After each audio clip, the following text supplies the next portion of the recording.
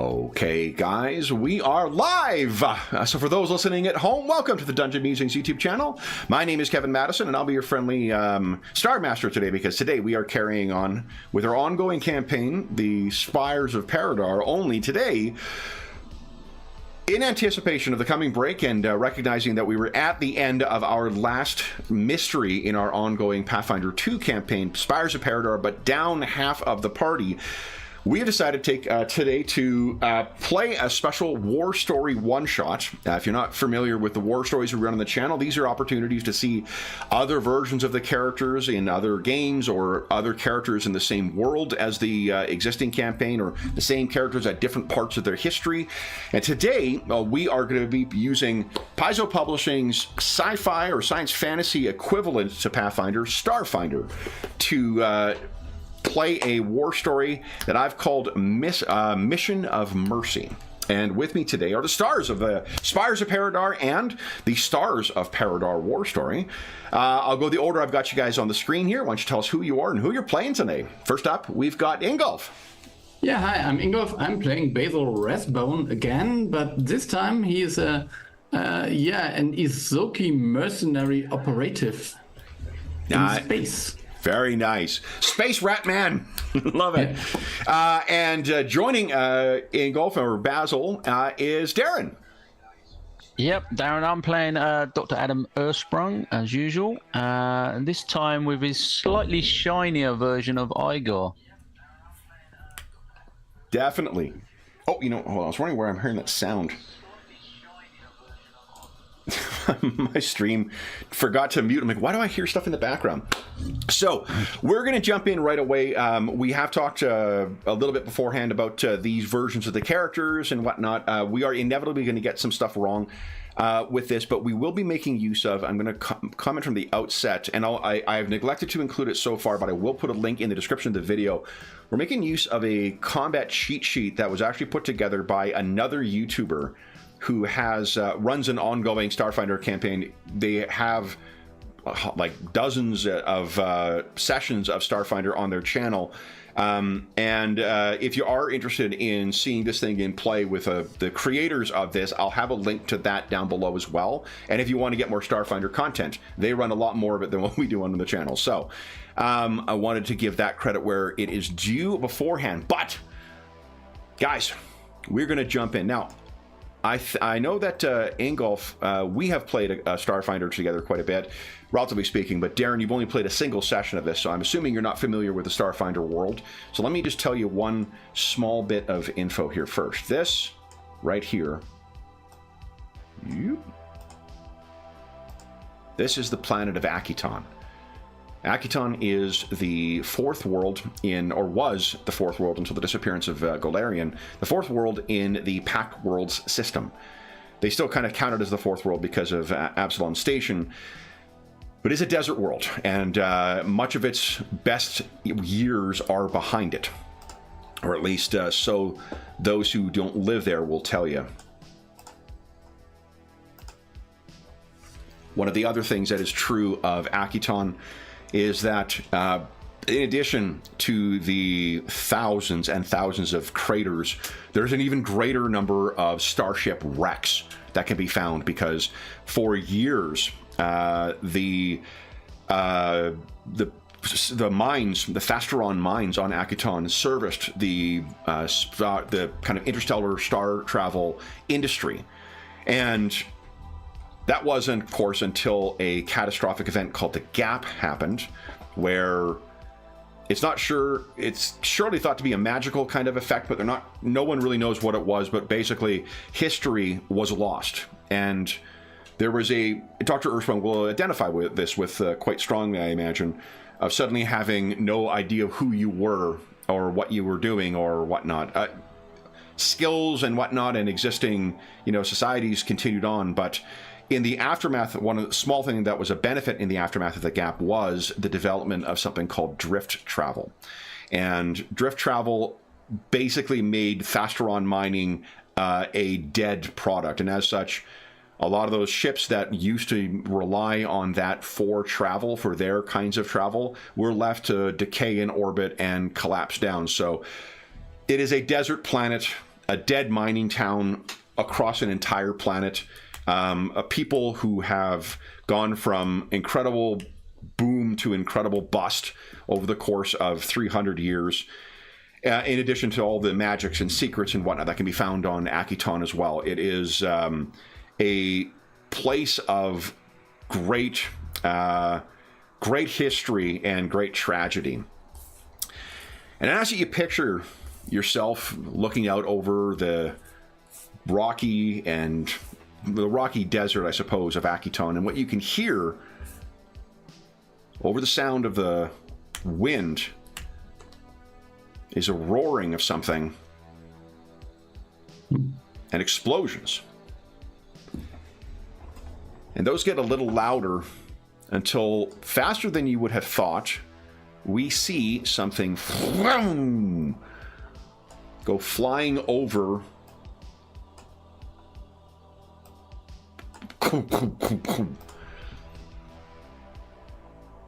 This is effectively an Akiton dune buggy.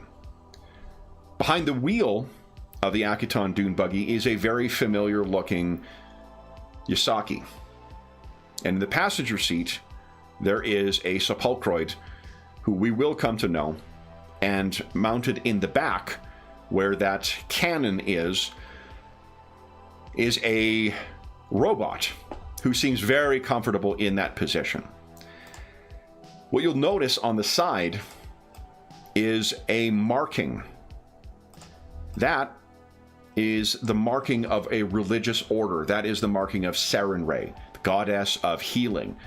Because you see, this is a backwater ambulance for Akiton. And unfortunately, when the ambulance is traveling the vast distances between the Akiton communities, servicing their various communities, it makes them a very attractive target for some of the other folks who call Akiton home. And that's who we then see roaring up behind. Is there are 8. They look like humans, but with like perfectly red skin. They're called a Hilki. They've been called Akiton home for thousands of years before the drift. And unlike the very sleek-looking hover bike that you see here, I would like you to picture more if that thing went through a Mad Maxification, with lots of sharp bits put onto it and skulls and noisy bits and weaponry. And that's what all 8 of them... There's weapons on the front of them that are barking at your ship. And then behind them, a vehicle that could rival yours comes over. And it looks like this. Now, it's not clear who's driving that thing, but I will tell you what is clear is who is behind that big cannon at the side, and that is an equally big combatant. Ooh. A Shobad. Shobad are one of the other inhabitants of Akiton.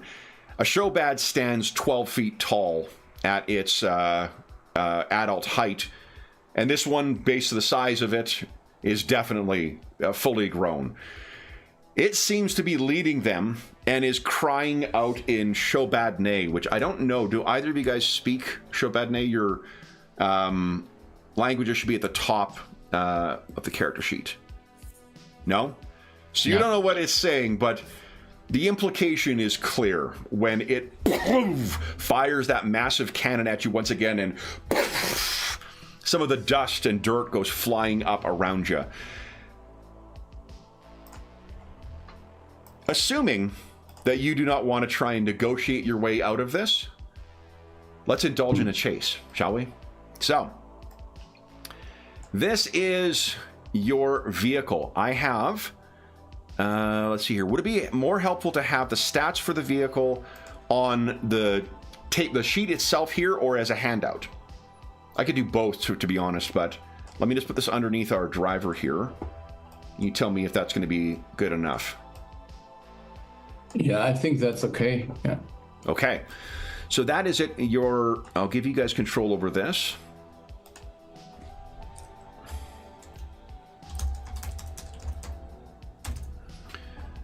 There we go. Got that.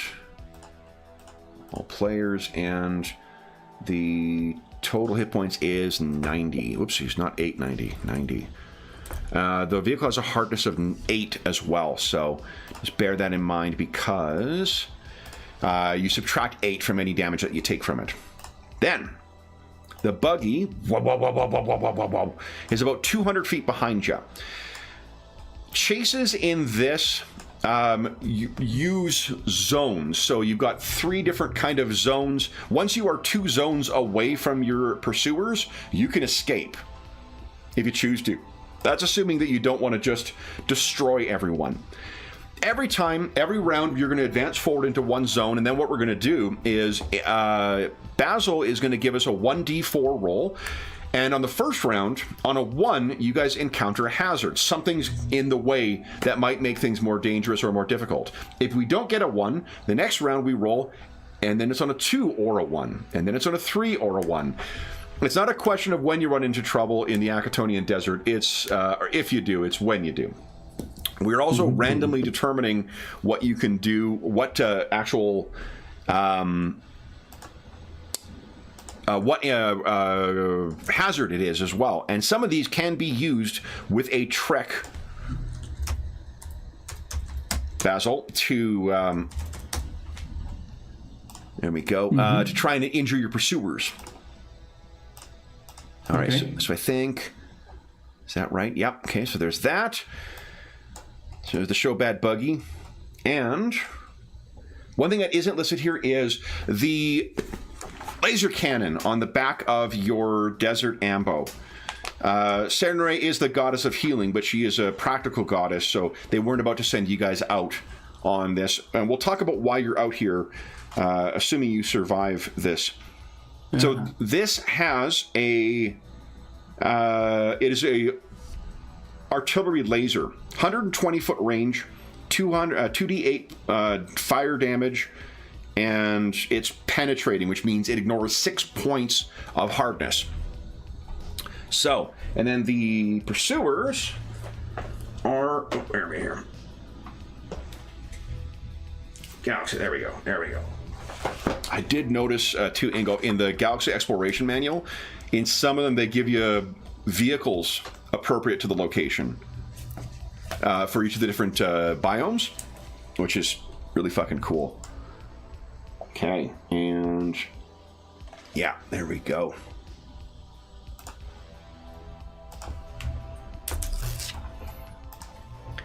On each round, there is sort of a regimented order for the chase things, but really what we're concerned with is how the pilot chooses to use their moves first, and then we go into combat. And let's see, is that right? Yeah. And put down rate a bike. All right.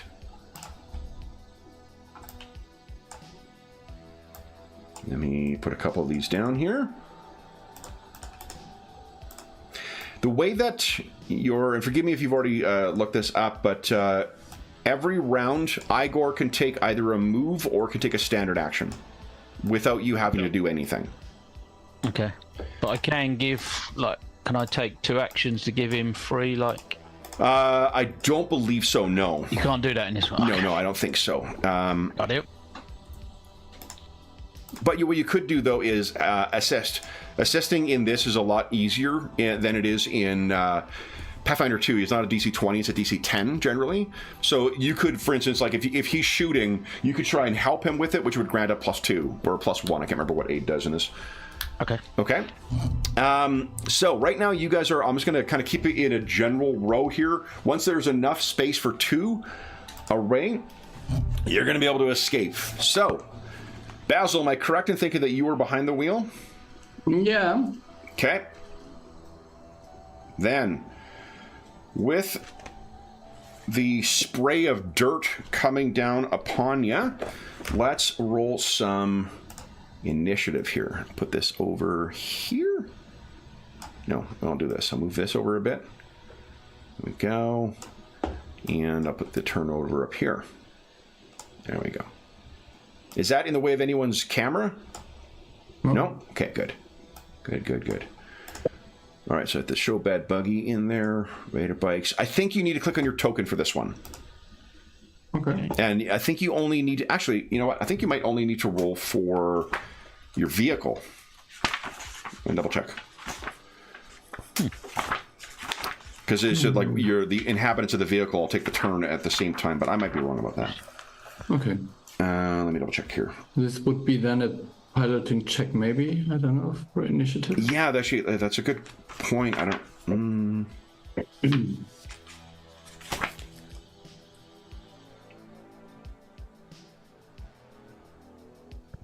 Yeah, I guess the passengers could react. Yeah, at different times. No, it's normal initiative. So Yeah. click on your token, and then go ahead and click on initiative. So, and I actually get to finally make use of my Starfinder dice for Starfinder again. All right, it's the buggy, and bam. Not good. Okay. Oh, Igor always acts on your turn. Oh, okay. It's After just got you've a done your separate turn, button yeah. on there. So I just... Oh, okay.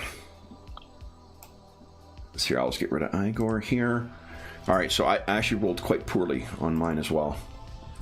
There we go. Rate a bike and show bad buggy. All right. So then, Dr. Ursprung, you were up first.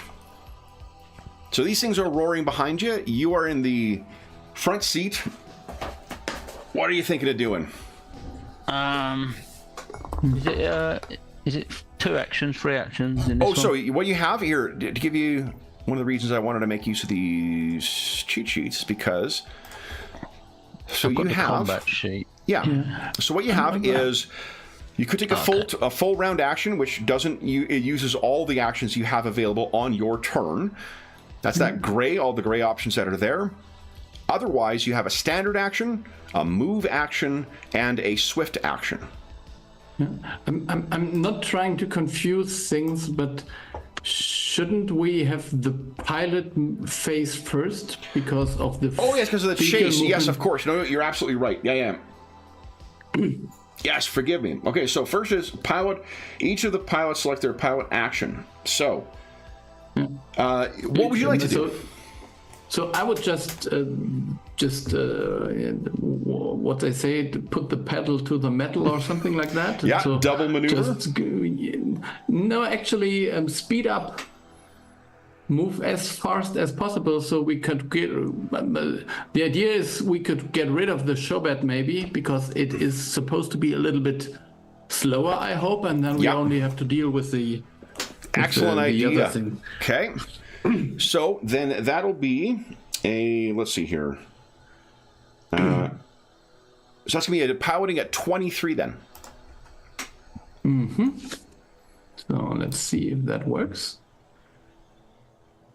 See, roar. The engine roars. Oh, yeah. All right, so you immediately get to move that action ahead by 1. And let's see here. For escaping,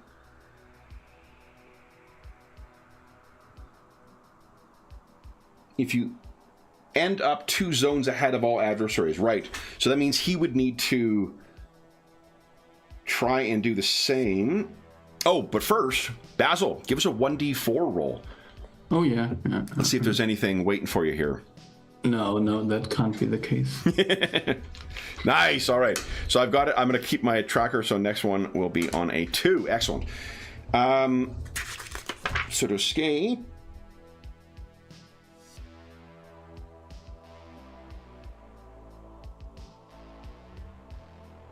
You just need, during the chase progress phase, you escape if you end up 2 zones ahead of all adversaries, and you get left behind. One of the upsides is that would put like a 400-foot gap between you and the showbad buggy. So the chance of them hitting you is also a lot lower, so good call there. All right, so then the others, well, they're going to be, the bikes don't want to be left behind here. So they are going to speed up as well. They are a little faster here. Let's see here. First ones. Oh, man. Not good. So 4 of them are... You've managed to maybe turn around like a big hunk of wreckage, and they are having to like scatter as you made that turn. The other 4... we got 1... 3 of them are able to advance, the other ones are not. So you've already managed to lose 1 of them, and then the buggy. The Shobad, who is in there, is like, and 2 sets of his arms are banging the top for whoever the driver is inside, and the driver's like, go, and hits it to try and speed up. And does not, it kind of boom, boom, hits a couple of things, and it's slowed down, so it is 2 behind you right now. Then, if there's no other pilot actions, now we go into chase progress. So chase progress, I think if you want to try and lose the Shobad buggy, Basil, and use a standard action, I might let you use like a stealth action. Okay, to try and do that. Let me get you the target number. I'm going to use those modified DCs from Starfinder Enhanced because I really like that. DC 22, and tell us what you're doing to try and...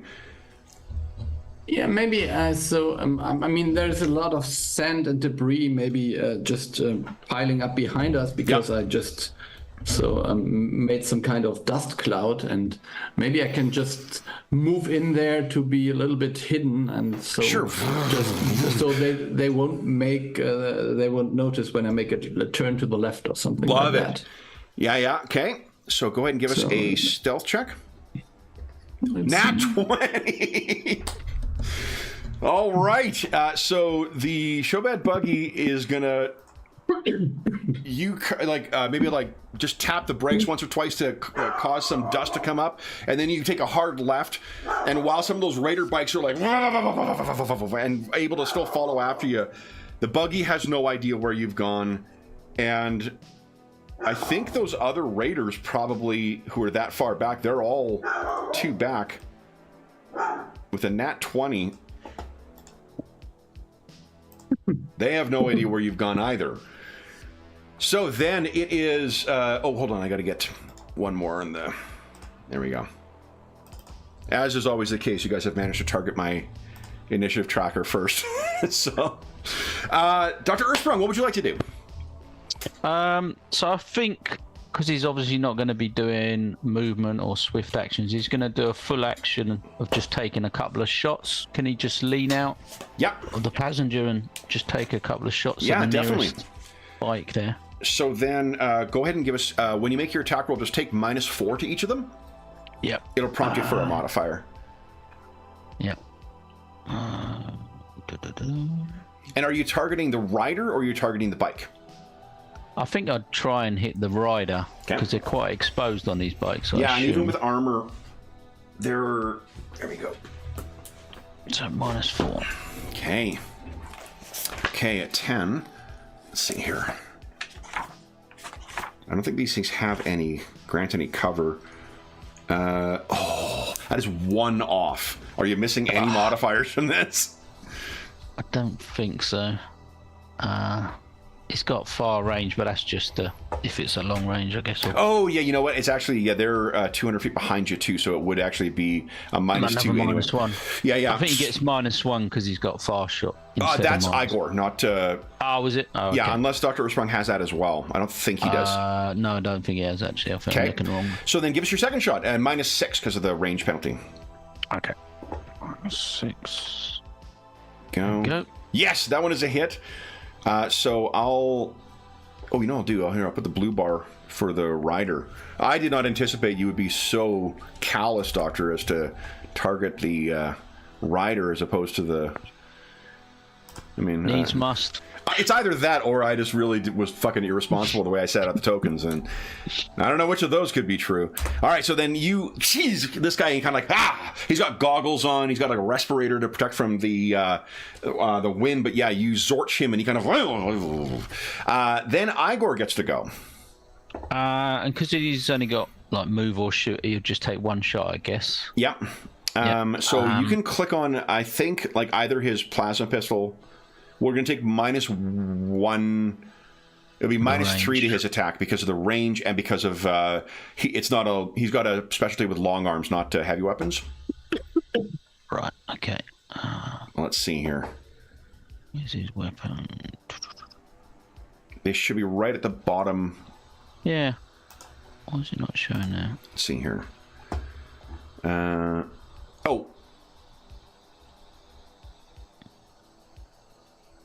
Where the heck did it go? Oh, you know why? Because you've got it. Hold on. You got to have it on this one. There you go. Oh, I've got it on the wrong. Yeah. One at the top. Okay. Yeah. Oh, he's got an advanced plasma bolt. That's no. Yeah, he's got. That's a short weapon, isn't it? Short range one. Okay, no. So I'm assuming he's using the heavy one that has the. Now, is he targeting the vehicle or targeting the individual? Because it's a artillery laser, it ignores 6 points of hardness, which is like DR. I think he'll shoot at a different bike, but he'll fire at the bike and try and slow it down or disable it in some way. So it was -3 total, wasn't it? -3 total to it. Yeah. Yep. Oof. Yeah, that's a solid hit. And then I think the 2d8 was it? Yeah, it's 2d8 damage. There you go. So that hammers that thing. He managed to get aside a little bit, but yeah, solid hit. Then it is the Raiders, so they are going to make use of the pulse staccato guns on them. They are all targeting your desert ambo. So the KAC is a 16. They really should have invested in energy weapons here. Let's see. 2 of those hit. But it's very unlikely to get through. Let's see here. 1. Here we go. 2. All right. Okay, so after subtracting the 8 points of hardness, the ambo takes 1 point of damage and 2 points of damage. Okay. You should be able to adjust everything on the token as well. Okay, I'll do that. Yeah. Okay. And then it is top of the round. So, there is no sign of the Shobad behind you. Pilot phase first. What are you doing? Basil?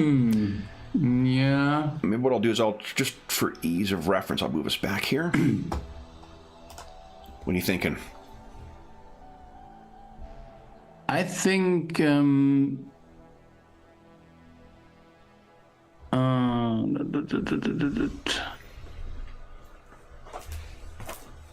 I mean, yeah, we could try to keep the.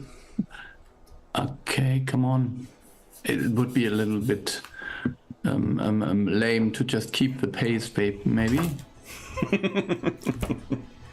I mean, we could try to speed up even more, or we could try to do a double maneuver. Yeah, double maneuver would put you 3 away from them, right? Yeah, or just try to evade, so just move on this lingering course and make us harder to hit. I think that's maybe what I'm going to do. Okay. Yeah. So it's a DC 16 you're rolling against. Yeah. Let's see. Nat 20 again. Oh my god. So tell us what it looks like as I'm going to give you an extra benefit. So evade normally gives a +2. Let's give you a +4 because of your fancy driving. But tell us what's happening. Yeah, I think I just got the gist of this desert. I mean, just if you just slide a little bit to the left and then just move the vehicle right into the sand cloud, and then you are basically not visible, so nice. It's hard to hit. Yeah. Okay, and so then and I have to roll this one, and there's no, because you didn't advance. When you evade, you don't advance into one more during the chase progress. You don't go forward. It does say one zone forward. No, it moves forward one zone, so we keep on moving forward. So we just.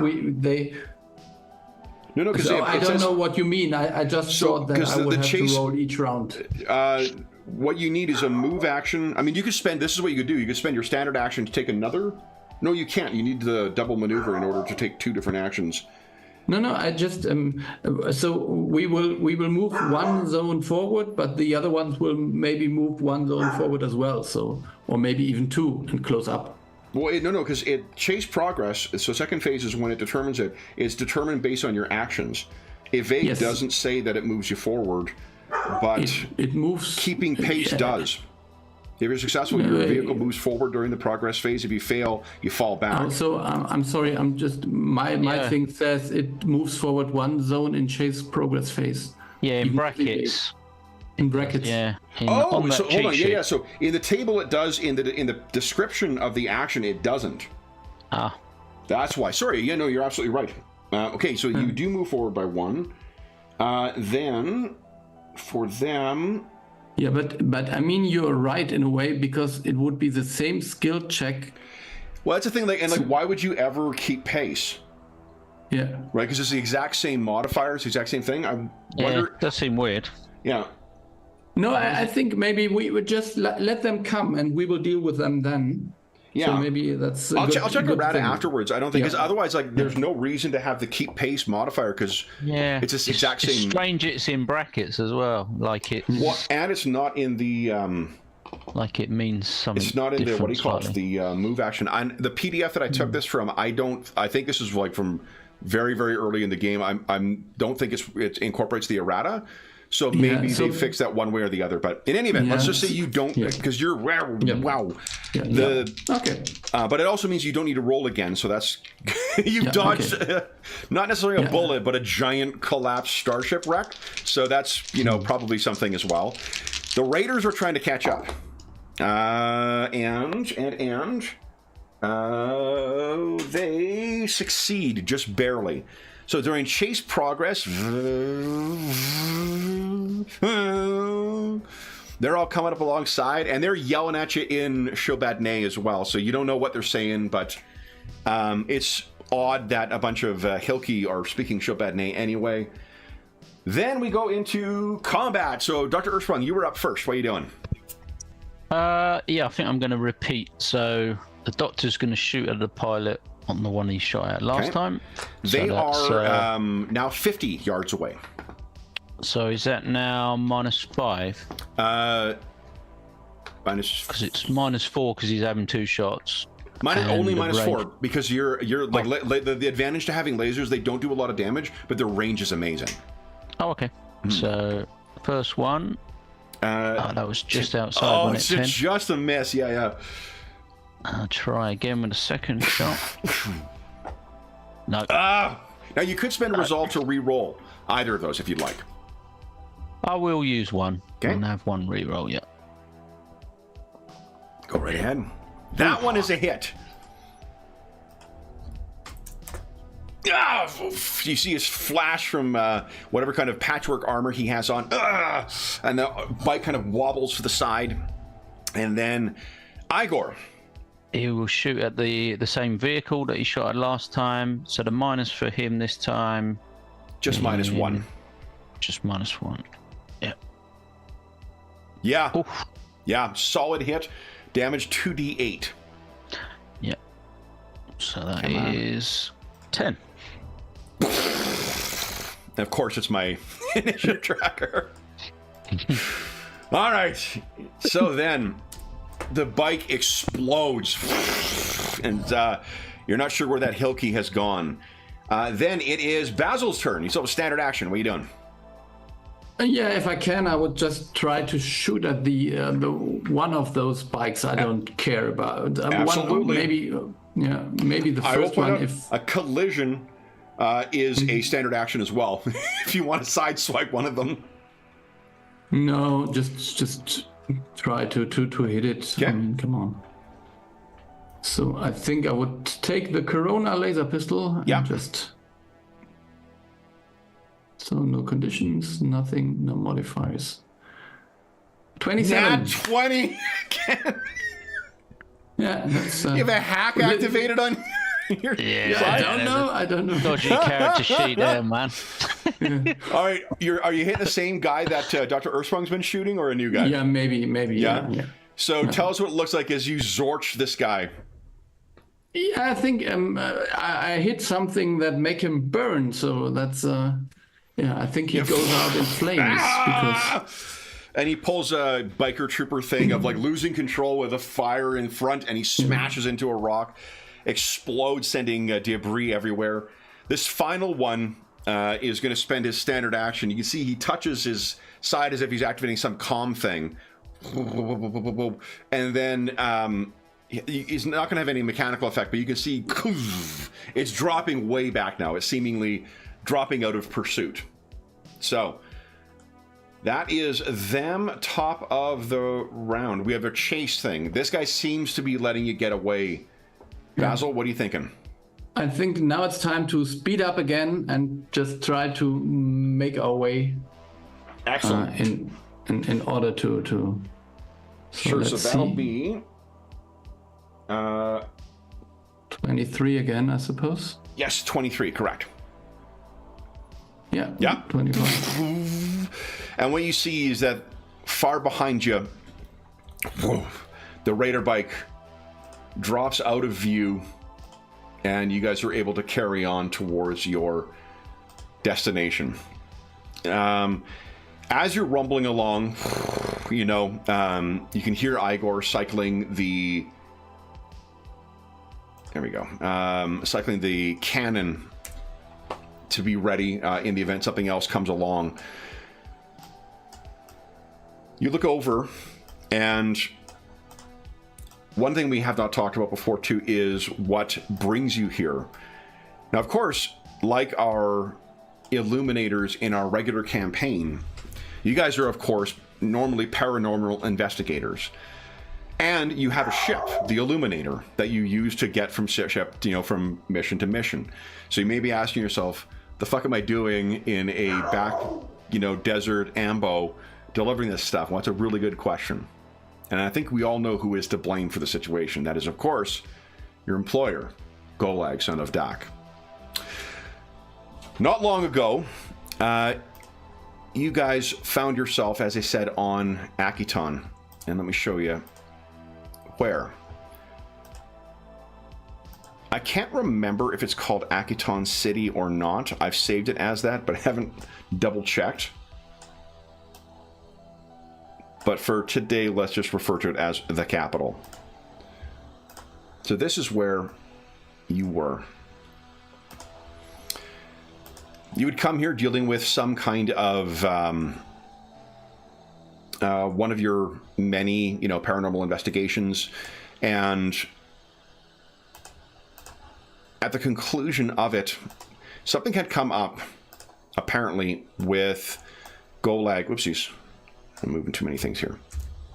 Something had come up with Golag, and before you realized, he and Sally Dumer had departed and left system, leaving a message for you that they would be back shortly. Now, for Darren, who isn't familiar with it, typically travel in interstellar travel in this takes anywhere between a couple of weeks to a couple of days, depending on what your destination is. And the trip back is always going to be spent in this pocket dimension called the Drift, where it's like hyperspace in Star Wars, where the distance you travel is greater.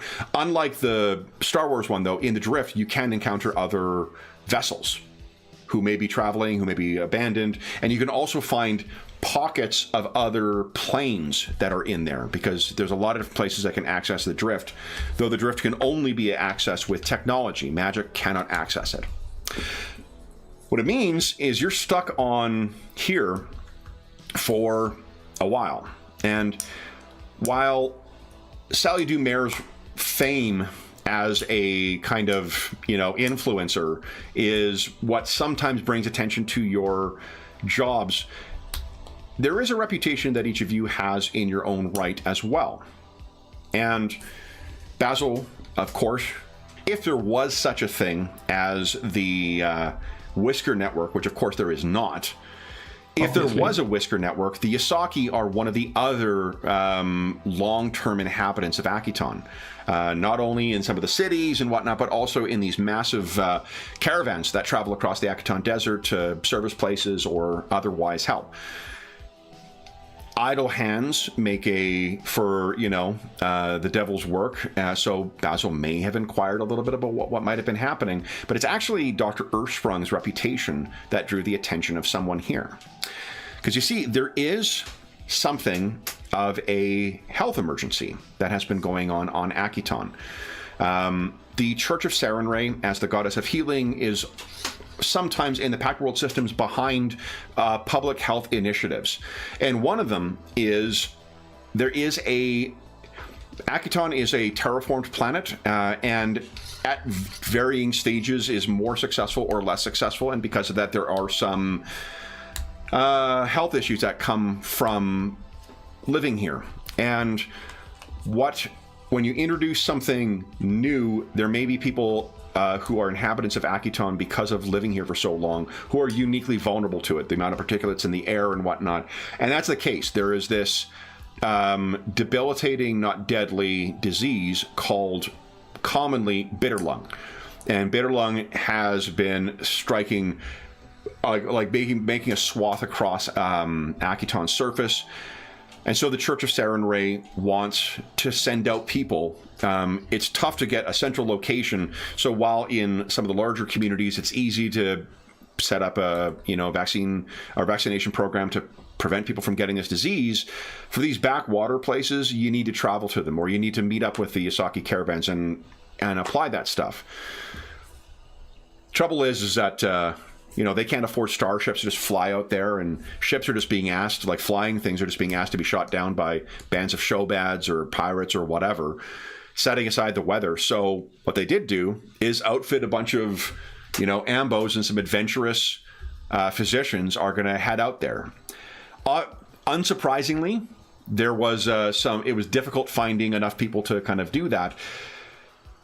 So Dr. Earthsprung, knowing your reputation as a physician, the Church of Sarenrae approached you and prevailed on your good nature to, would you consider taking a couple of weeks going around and making sure that these outlying communities are serviced? It also just so happens that you have the very best pilot you've ever met also left behind. Is that a coincidence or just a really convenient excuse for a game master? I would say it could be both. So Dr. Earthsprung, from your expression, Darren, I take it that he would have been happy to assist with this? Yeah, he wouldn't have even thought about it. Okay. He would have just said, yep. Then I'd like you to tell us how he broke the news to Basil. I don't know how Basil would feel about this, but I'm interested in hearing how you think you would tell him. I think he'd have just laid it on as, that's what we're doing. It would have been, right, we've got a job. This is when we start. This is when we're leaving. This is what we're doing. He wouldn't have sort of asked him. It would have just been very matter of fact. This is what we got. We've got this much time before Gola gets back. We can get to this site, this site, this site. Make sure you're ready in 3 hours when we leave. Okay. So do you give me the impression that Golag wanted us to do that? No, it's just while we're here, we've got to use our skills to, our best opportunity and people in need.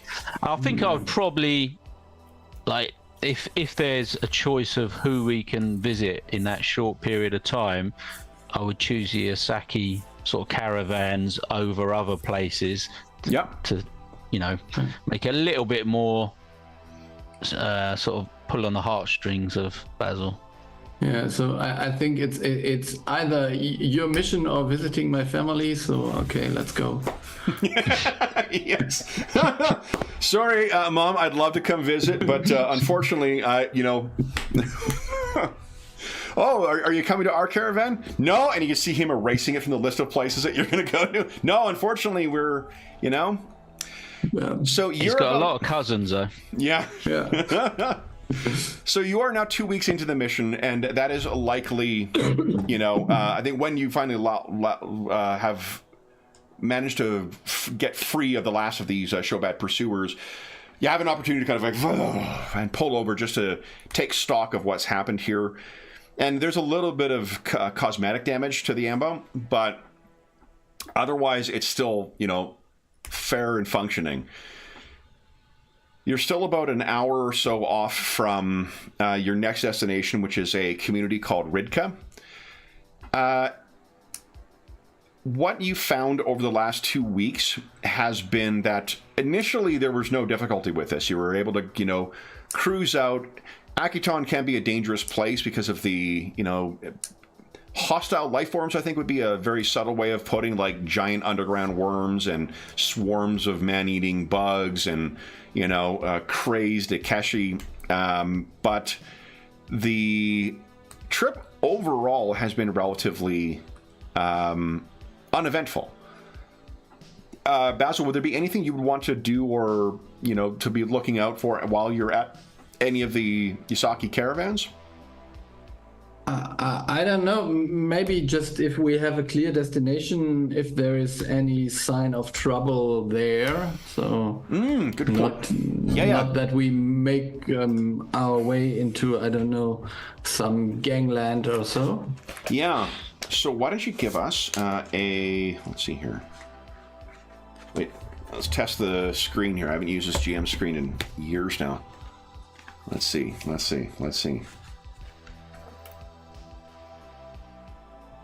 Well, it doesn't have a full list of skills, but it does have what skills are commonly used for. So it does get a pass there. So why don't you give us a diplomacy check then, Basil? Yeah, okay. Please. Yeah. Holy shit. So generally speaking, what you're finding is after the first week, it seemed like word was getting out about this, and perhaps misinformation was getting out about this, and you started hearing that some of the, like, for the first little bit, you thought like, oh, this artillery laser on here for the purpose of, wildlife. That's a little excessive, but like, I guess I get it. And that's when you started hearing rumors or, words on the kind of the internet that some of the other ambos have been attacked or otherwise like taken altogether. It seems like raiders have decided like, oh, there's a better way to draw profit from this kind of stuff, and it's to take it and then demand payment from the locals in order to get the vaccinations and whatnot. Mm-hmm. If you have any other specific questions too, you know what, I'll tell you. This is a Whisker Network thing, which of course, Dr. Erspring, I want to assure you, there is no such thing as the Whisker Network. So, but what you heard from the Whisker Network is there's a local company that was making a very valiant effort, or it seemed to be making a valiant effort. It's called Vitari Tech, to try and like rehabilitate the collapse of the Thastron market. What later came out is that Vitari Tech was trying to. It really wasn't a like plucky startup. It was actually something involved in some really nefarious shit that was hiding behind the guise of a local company trying to help local people. They're still around, but most folks, when they hear about Vitari Tech now, associate off-world, really nefarious actors, secret medical experiments, that kind of stuff. what you've heard is that there are some Vitari Tech folks who are, they're seeming to make inquiries in the region where you are headed. They're looking for something, but from what you've heard through the network, you're not clear what yet. And maybe you don't want to know, because there's all sorts of trouble that can come from that. And you guys have more than enough opportunity to get yourselves into trouble, so. Most of the time, it is like when there is one bunch of trouble and another one, so we will beat both. So it's yeah. Yeah, and even with Dr. Earthsprung, he seems to be a magnet for some kind of trouble. So. What? What you can tell too is, actually, why don't you each give us a culture check, please? Culture. Amazing. So, Dr. Earthsprung, you're like, maybe you might ask Basil about like what the hell, who are these attackers? And Basil, partly because you're a local, also because you're well informed for these things. The Shobad, those big four-armed guys, the Shobad their culture is built in part on raiding. Like, they happily raid corporate organizations and whatnot and blah blah blah. But the Shobad, the Shobad typically act among themselves. What you were facing with a Shobad leading a bunch of Hilki, the red-skinned humans that are here, that's more of a criminal than it is like a cultural raider. That's someone who is outcast from his people, has put together this, which you might expect from the kind of person. Shobad raiders, raiding is definitely part of their culture. Extorting sick people is most definitely not. Mm-hmm. So it seems like there's criminals who are active here as well. You're still a couple hours off from your destination at Ridka.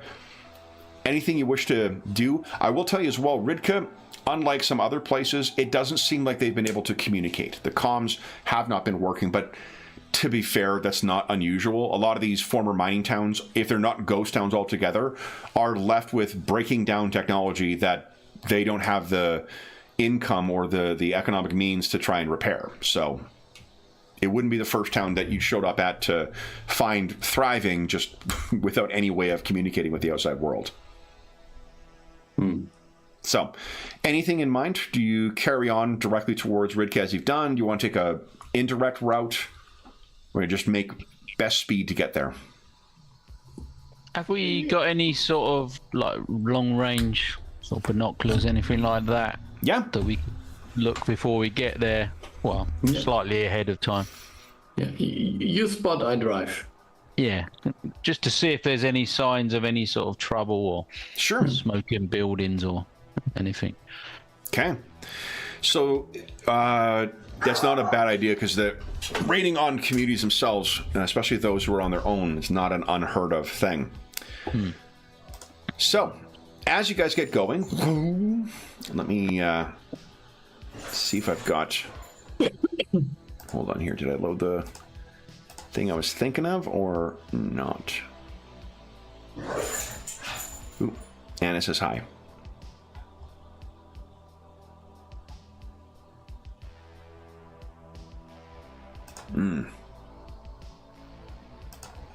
I keep looking for the add new page thing where it used to be as opposed to where it is now. It's much easier to access now, which is nicer. My muscle memory's all fucked up.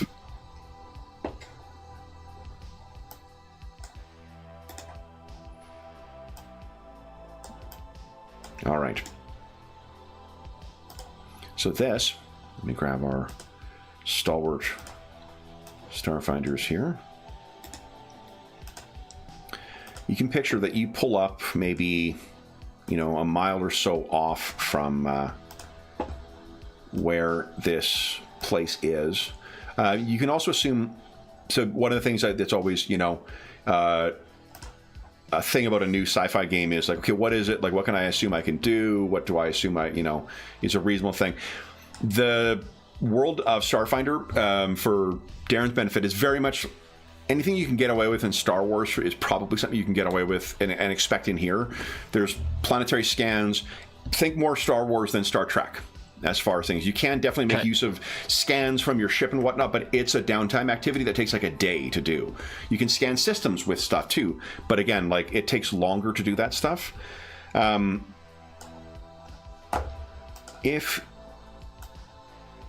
we go. This is what you see as you're rolling up. Now, the ruins that are here are nothing. What has happened to... Hold up. Your health bars have disappeared for me. Let me just switch back and forth. We are invincible right now. Exactly. Hold on.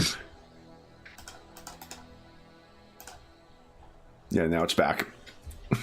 I just need to post a second copy and then it'll come back.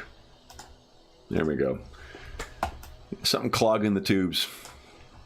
So then you pull up, you get your binoculars out, and what you can see is that within the ruins here, there is like a part of the area. As I said, Akiton has a very, very long history. There are several civilizations that predate, notwithstanding the gap where a lot of knowledge was lost, there are civilizations that predate any of the known ones here. Not the least of which, I don't think I loaded a picture of it, but one of my absolute favorite races from Starfinder are the Contemplatives, which are basically a floating brain with a teeny tiny little body hanging from the bottom. And the Contemplatives have a long civilization here, as well as a bunch of other four-armed creatures that seem to have left remnants of different civilizations. This is probably one of those, or perhaps just like the remnants of a city that thrived when the fast-run economy was bigger. But what's happened is they've built up, you can see there is two things. Dr. Earthsprung, you can see there is a comms tower, but it seems to have been damaged. And obviously like chunks missing kind of damaged. And they've set up a community that's built around one small area in here. You can see people in there. You can see lights coming on at this time of day. So it does seem like Ridka is still a active and maybe not thriving, but at least a living community. Mm-hmm. So no sign of any sort of hostile vehicles or anything. Why don't you give us a perception check? Let's see if you can pick up anything from any of the buildings. So you're doing a very, after having run into these guys on the open desert, you're checking the surrounding towers, and does not seem like there is anyone else there. No sign of anything. No flying vehicles, no other ground vehicles, no telltale signs of dust. They call them, what is it? The Shobads themselves ride these enormous animals called the Zawada. And there's no sign of the Zawada, kind of the dust coming up from that. Seems like this place is untouched. Yeah, so I think I'll just sort of lower the binoculars, give a thumbs up to Basil, and okay. Yeah, in my wider family, the trick is just to invite guests and give them food, and when they are sleepy, steal their cars. But that won't happen to us. This is like one of 120 stories you've heard about Basil's family, and none of them sound good at all. No. So you roar to life and you go up. You can picture the sound of driving down these ruined, the remnants of whatever this city once was. And let's see if I can make your health bars disappear once again. Am I a roll 20 magician? Let's see. Ooh, yeah, right there. Nope, they're all appeared. I'm so sorry to say, guys. But here's what you roll up to. There are gates that have been fabricated, and there are armed guards, but they have the look of like a local militia as opposed to and now that you guys are over here, they disappeared. What the fuck? Well, they have for me at least. Easy. now know the fix. So let's do this here. Boom. You're back. And you know what's weird is Igor's didn't disappear. No. Boom. I can't see my health bar, but it's not important. Oh, you can't see your health bar? No, but I can. If I click on the token, I see the numbers. That's okay. Oh, here, let me try again here. Or it's the classic moving screen. Is it back now? No, only on the lower token. Oh, here, if it is a lower matter. token, we don't need both. Okay. Then, as you guys roll up, the guard looks over and looks down. What's your business? Are you lost? We Which would be side the is he first on? persons who come here by accident, wouldn't we? Yeah. Is he on the pilot side or the passenger side? You guys, so that you can picture that there is during dust storms or whatnot, there is like a force field that would activate across the whole canopy of the vehicle, but you could just deactivate that and shout out from the front. Okay. I don't know. Who's the lead on this sort of thing? Your call. Yeah. Do you think, Basil? We bring medical supplies. There's been an outbreak. Oh, good. Come on, come in. And he calls down, and you can hear a creaking mechanism that opens the door up, and you guys are able to roll in. As you roll into town, Dr. Ersprung, why don't you give us a is it first aid or is it medicine in this game? Medicine. Medicine. Okay. Give us a medicine check, please. There you go.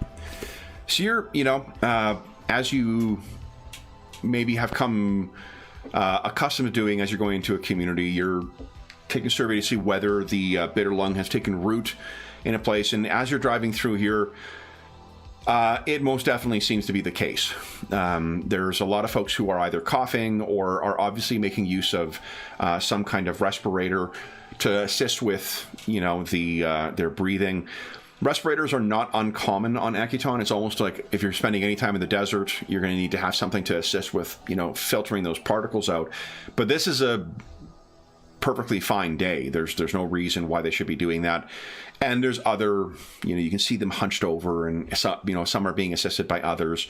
The community is a mix of Yasaki and Hilke, and then a handful of other, other folks.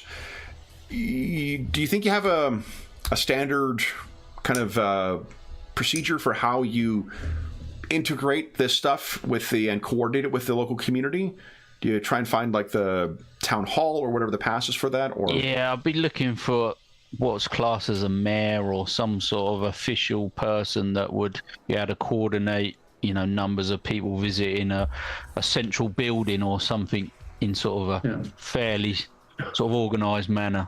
Yeah. Is there some local Serenray priest or something like here? Maybe sure. You're maybe looking around. You guys could. You got the canopies force field down. You could talk to any local. They definitely are looking at you. Yeah.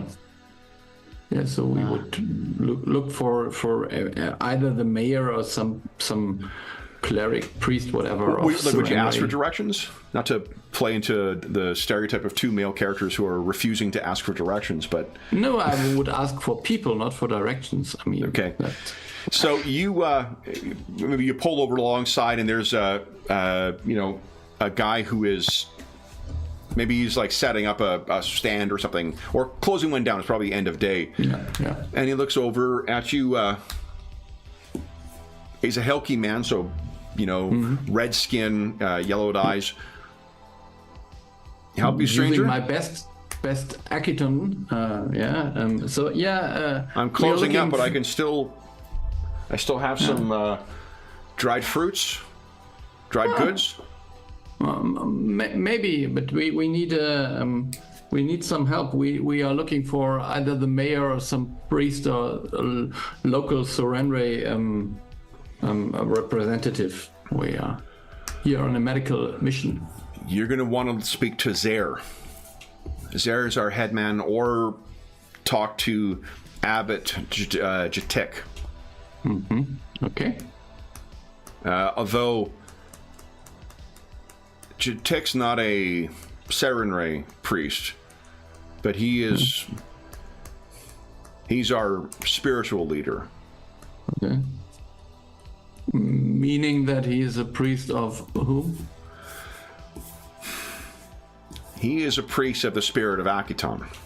Ah, I see. Okay, that's fine with me. So now talking about the dried fruit, and I don't know if he has something. I would give him some money to get some stuff together for you. There's like the Akitonian equivalent of like different dried fruits or dried dates or whatever else. Get some stuff together for you.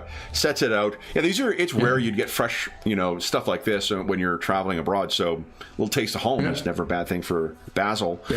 Yes. So that stuff's loaded in there, and in the time that as you're dealing with this guy, Dr. Ursprung, you can see at the far end of the street, led along by another Hilky man, is someone who looks like this. And you can give us a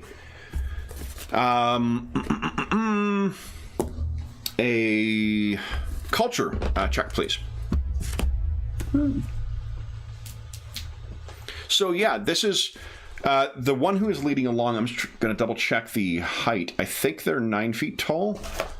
I'm just going to double check to make sure. That guy's leading someone, or he's being led, was it? He is being led along. Oh, okay. He has that big hammer, and he's got some kind of holy symbol on the cassock that he's wearing. But where is it here?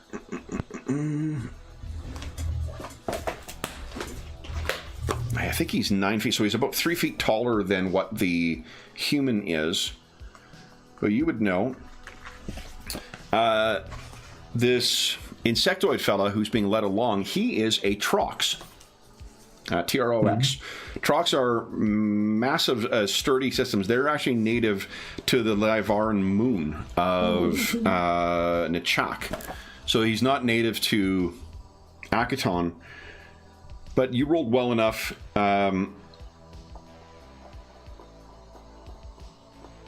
While they have a very fearsome appearance, most Trox that you'll meet when they're traveling abroad are spiritual emissaries, representatives of their philosophical, spiritual, religious kind of community. They have a strong ecological bent to them, so it's not unusual It is uncommon to see one here, in the sense that Trox aren't common on the on Akiton, but it's not unusual to see a Trox emissary in an unusual location, if that makes sense. So, and I'll put his name on his nameplate. And is he being assisted because he's struggling, or is he just got like... no, it's like he's being led by someone to where you guys are. And when he sees you, his two inner arms kind of like, oh! And as he walks over, he'll say, my brethren from Sarenrae. Ridka has need, and Akiton has provided. Welcome. Thank you. He studies you over with those segmented eyes. Neither. You are not priests. We are more the pragmatic, bring the medical supplies somewhere troop. And he looks down at the scour mark on your on the side of the ambo. It seems that has been a useful skill as well. Yeah. And you? It's dangerous out there, but needs must. The people need what we have, medicine. You very good. What is it that you bring then? I have an antidote for the bitter lung, and maybe can treat some of the most badly affected. Excellent. Forgive me. I am Abbot Jatok.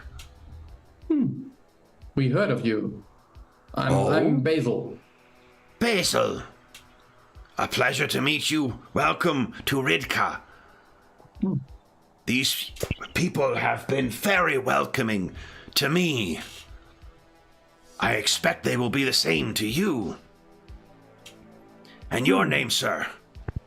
Dr. Adam Ersprung, at your service. Oh, his mandibles kind of open a little bit. A doctor?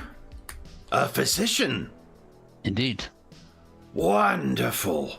Wonderful. You see, and he says to the Hilkies with him, the spirit of Akiton provides. And they seemed like really very impressed with this. What can I do to assist you? We need to arrange the people who are suffering the worst, and arrange some sort of vaccination schedule or arrangement, or we can collect people in a large building and treat as many as we can as quickly as possible. The community has 300 souls, give or take, but we can make those arrangements easily. The community is known to come together. Ser is the headman. I can bring you to him if you like.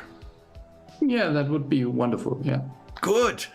This way, this way. And he begins kind of lumbering along that big shell of his. I'm used to different parts of this planet. Maybe, is it safe to rest our vehicle here? He turns and he kind of chatters, which I guess passes for his kind of like for you're guessing Trox laughing, and he says, "Of course." And he looks, Schindler, would you watch the vehicle, please? And the shop steward kind of looks like it'll be fine. And he's like, yeah, okay, yeah. All right. And you can see there's already kids who are kind of like, getting up to near where Igor is still mounting the thing, kind of looking up at the big war robot. Dr. Ersprung, did you want to bring Igor with you, or are you leaving him to... Yeah, I think, however pleasant this guy seems, I think he's still cautious, and he's got a lot of medical supplies there, so I think he'll leave Igor there. Okay. Just in case. Sure. So you two start making your way through the town, and if you have any, questions that you wish to ask of Abbot Jatok or the one Hilki who comes with him, someone who is introduced as Kove. I'll put that in here. You guys are walking along, and then you get to a junction turning towards Zer. They assure you that it's not that far away. And as you're passing by one screen, there is suddenly, you're both kind of startled as this holographic display kind of opens up, and there's a woman who assures you that that if you're going to buy any industrial lubricant, you need to buy Laser Blast industrial lubricant. And there's lots of flashes and whatnot that go along, and they talk a great deal about that. And Kove is like, he curses in Akitonian, and it's like, fucking comms has been down for 6 months, but this fucking thing still works. And what was it an attack? Because I pointed at the comms, so it looks like this was not natural damage. Ugh, no, it wasn't technically an attack, but there's a kind of, and what he describes to you is, maybe you would assume, because you're Yasaki, he looks at you, he's like, you're from Akiton? Yes. So, the burner bugs. And there's a type of bug that's here that is particularly drawn to some kinds of electricity. And imagine like something like a moth, but more akin to like a scarab beetle that can chew through metal. So something that really wants to get at power. They're a colossal pain in the ass when they come in swarms, and because of the location of the comm unit, it's just like it would be very hard to keep them off of there if they were determined to chew into it until it lost power. Yeah. So and no one cared to repair it for the last 6 months. We have not the skill. The requirements to repair that thing would be very specialized. Maybe I could have a quick look at that before I leave. Maybe give you some advice. Abbott turns and looks at you, or Jatak looks at you. You are a mechanic as well as a physician. Yes, I do quite a bit of engineering work in my spare time. And he carefully looks you up and down. For a self-interested reason. And then it was a Trox joke, apparently. Yeah, I sort of smile. Okay. This way. So he leads you along, and then eventually the laser blast lubricant lady finally goes away, and you make your way up towards where it seems that word has reached Zaire, and a hilky man in his probably like mid-50s. He's got a beard that's like bleached white by the weather. His skin is just as red as any of the others. He comes out, and he's got a Yasaki man with him, and he walks over and says, "Hello, I hear you've been brought to the church sent you. Saturday? Yes. You have an antidote. You have a treatment for the bitter lung." Yep. Indeed. Praise Akiton.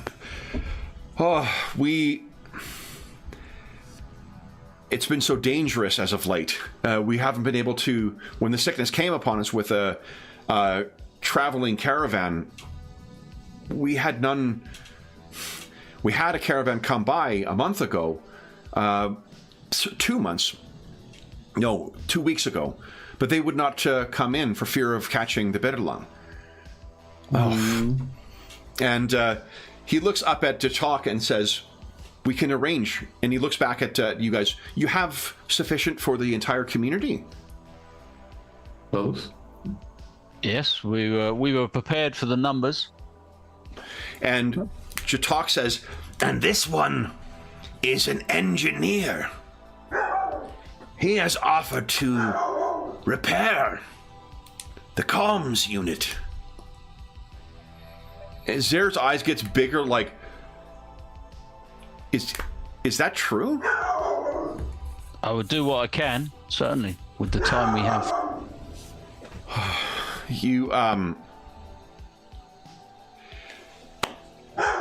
If you could, any assistance you could offer, we are more than happy to compensate.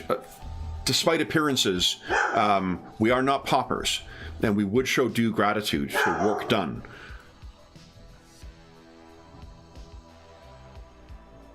Yeah, well, like I say, we will do what we can, but first we must deal with this illness. Of course. He looks like Jatak coordinate with Isbel, and perhaps we could use the old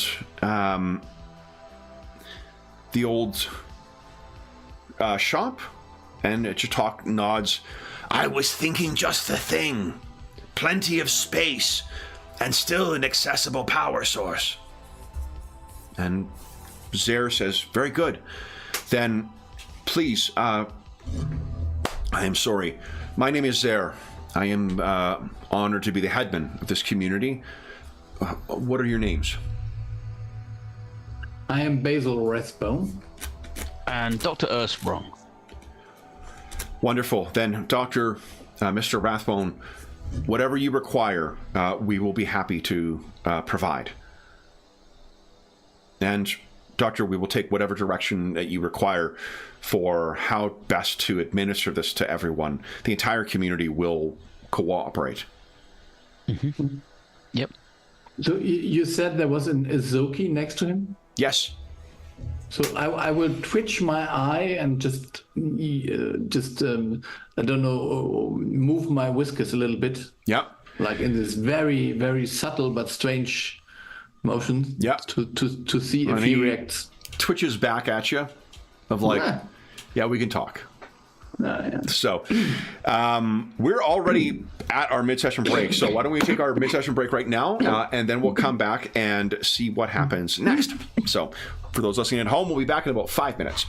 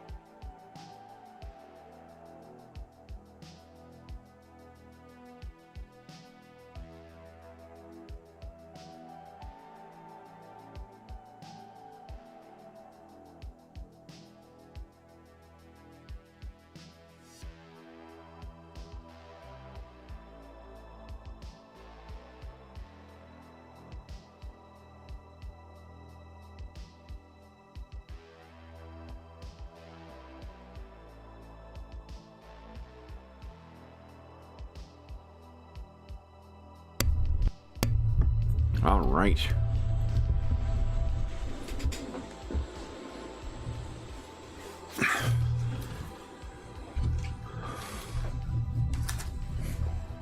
Okay, let's see if I got anything else I need to set up while we're... Oh, here we go. Ingolf's back. All right. So, we are going to talk a little bit about the downtime mechanics, because that is the administration of the vaccine is likely going to take, or the treatments are likely to take a day or two to take care of. How are we picturing Dr. Ersprung, I guess, first off, arranging this stuff and sorting this stuff out? So what I want to do is find their most capable sort of nurses, doctors, physicians, and like show them how to administer like the vaccination, so then I can concentrate on the people that are badly affected and suffering, you know, already. Love it. And deal with the, you know, the worst cases, as it were. Okay. So then with that, hold on here. Go to the, you know, the one thing I have not yet found is a cheat sheet for the downtime. So I might put something like that together, just because it's such a fucking cool and like usable mechanic in this, with not only like with gaps in time on planet, but you're always spending time away in space. So so I think that's probably, you have a physician skill, right?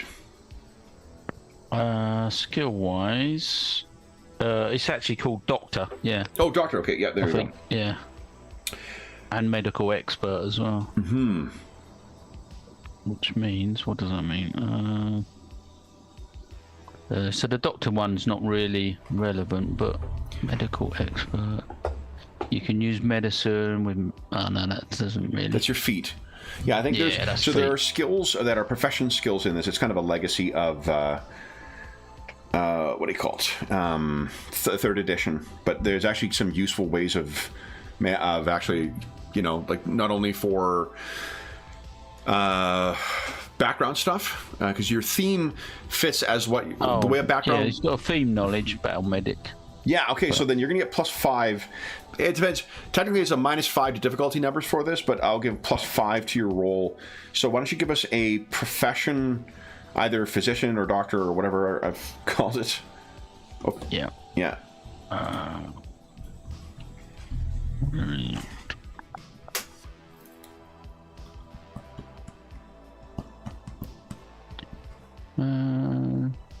It's not on the skill list, so it's I just roll profession. Did I forget to put it in? Hold up. No, I might be on the wrong bit. Hang on. Feats. Yep, profession physician. Under Doctor, are you on Igor's sheet by any chance? No. Oh no, there it is. Sorry. Yeah. No, I completely missed it. That's okay. All right. Nice. All right, so what you're going to be able to do with a roll that good, not only are you able to coordinate the inoculations fairly quickly with the people. There are some folks who have like fairly good first aid, maybe like one or two just who have like learned through folk kind of remedies, or you know, through like electronic tutorials, or you know, holographic tutorials, and some who seem to have like military experience. Whatever the case is, if you're your, you know, kind of your nurses for the process, they pick it up pretty quickly and are able to start going. You're dispensing the back of that. You can't see it in the illustration, but like the back of that thing is chock full of all your medicinal supplies and whatever else that you need for it. So you've got, you know, and you've been administering it as you've been going along, so it's pretty easy to get it out, which allows you to just focus on treatment of some of the more injured or more serious cases that are going on. Fortunately, it's not, like I said, it's more of a debilitating, not to minimize it, but like it's more of a debilitating illness than it is a lethal one. So that is what Dr. Ersprung is doing. Igor, I guess, are you having him just watch the He'd be unloading the medicine and just generally helping out. Okay. With, people that are struggling to walk or whatever, and Yep. that sort of thing. And Abbot Chautauqua is very helpful in this as well as some of his other members too. He does seem to have some kind of magical capability as well, so he is helping to a small degree, but not sufficient to really extend the tide of this, epidemic on the planet. Basil, though, this leaves you with a day to kill time. Do you have anything you think you'd like to do with your day? Yeah, so there was this rumors about Vitari tech, and just because I'm a conspiracy theorist, I would say that's not rumors. These are facts to be uncovered. So. Yeah. So let's see here. I guess it's just probably gather info, right? Yeah. I'm trying to see if there's a downtime activity that specifically relates to that, but gather supplies, explore futures. Because if I can, I'd like to give you beyond just the information, I'd like to give you a bonus as well.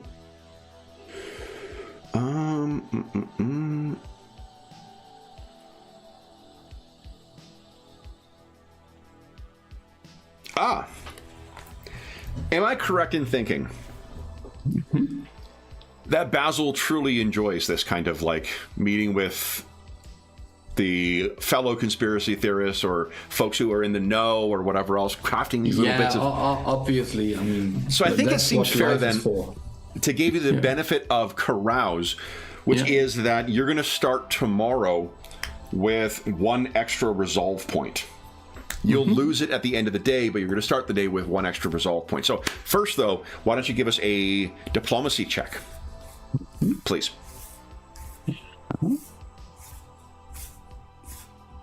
Let's see if we can find out something. Incredible. There's options from, I can't remember if it's enhanced or if it's from Starship Operations for giving better, for better dice roll results, excess benefits for those, so to reflect when you're rolling really, really well or just when you're highly skilled. I do not have those committed to memory right now, so I mentioned them as an interesting tidbit. I failed to prepare. But what I think, Basil, if you've got any suggestions for what beyond you might want to learn, I'm happy to consider that. But here's the interesting thing: when you're asking about, it's I imagine it's maybe, if not the the other Yasaki who is a not a headman, but one of the leaders in the community here, then perhaps some other Yasaki. Let me give a name to this feller. Oh, that's a Vesk. There we go.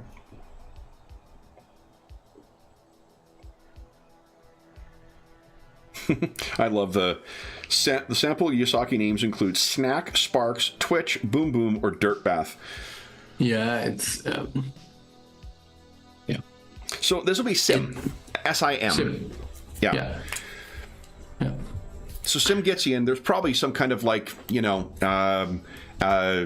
Yasaki preferred beverage of some kind, whether alcoholic or not, that you're sitting around and enjoying. Would be a max, most likely, Yeah. So he says, leaning in Yasaki, of course, you are asking about Vitari Tech. That's really interesting that you asked about that. Because about a month ago, we had a team come through. And the team said that they were being sent by...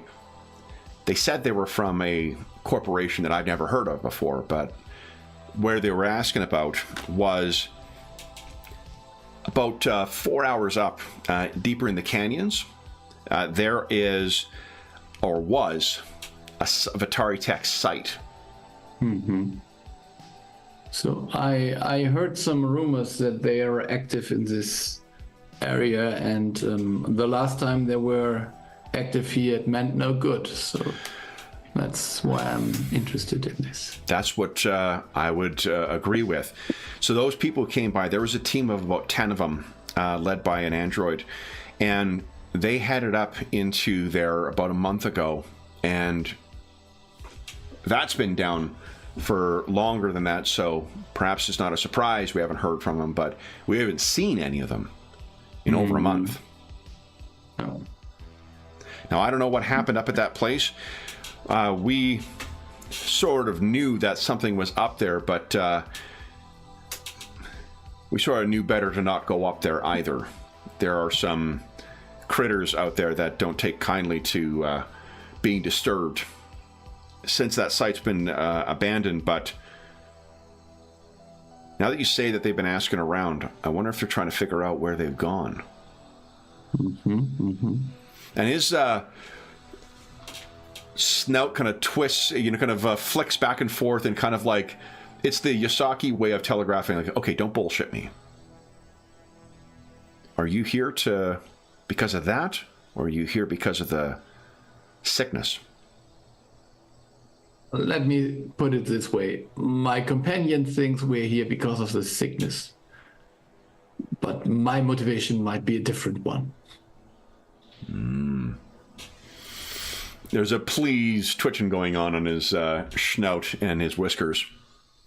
Yeah. He cheers you up. He says, no need for him to know until he needs to, right? Yeah. Those big fellas, they think they make the rules and they have the ideas of what to do, but they never know.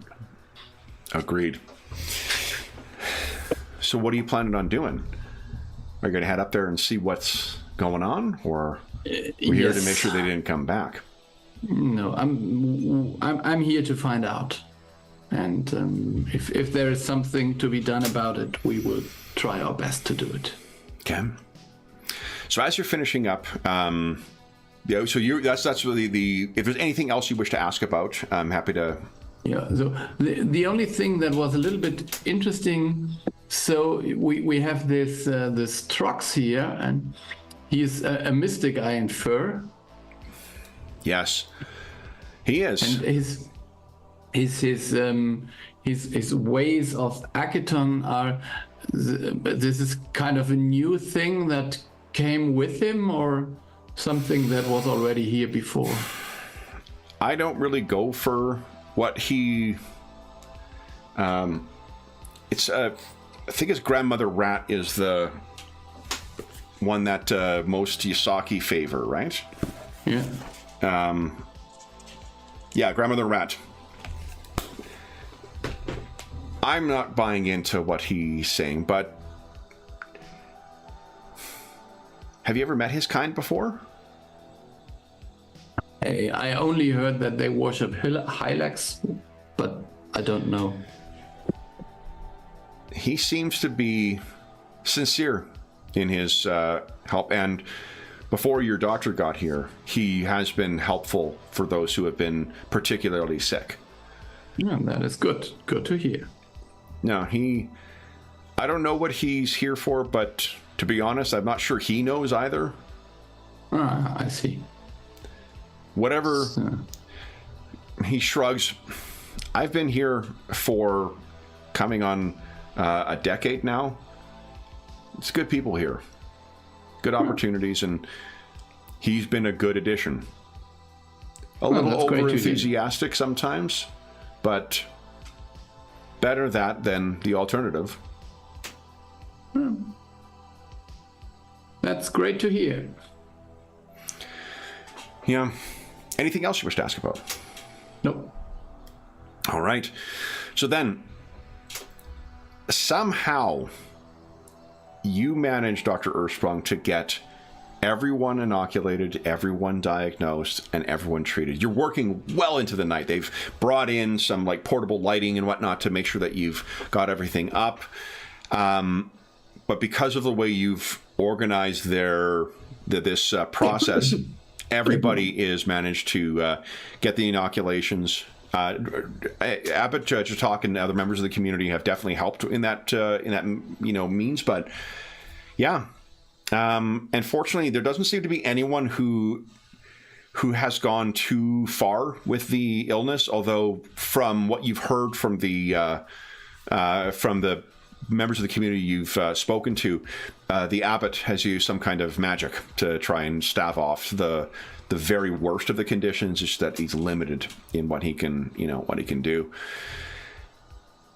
But at the end of the day, at a very, very long day, you managed to have everything done. This is, sorry, you would have slept before you got started on this because you arrived late in the day, so it would have been the full next day that you would have done all this stuff.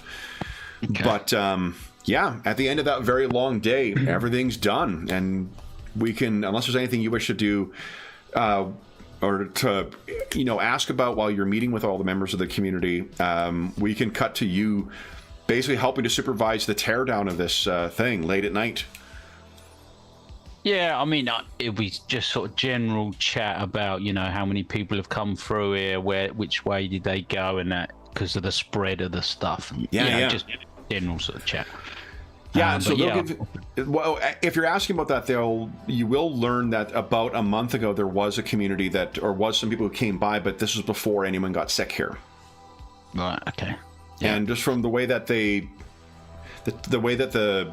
disease spreads, like 2 weeks is too long of a period. It seems like a month ago, these corporate types came through and then headed north into the canyons, and then 2 weeks ago is when another caravan had stopped off to trade, and that's when everyone got sick. Yeah, so I'd be interested in which direction they went, because they might be suffering somewhere else, and I'd be general questions about comings and goings and stuff. Yeah, there's probably, less conspiratorial for how it was communicated to Basil, but you probably, where they've gone is, there's nothing up there.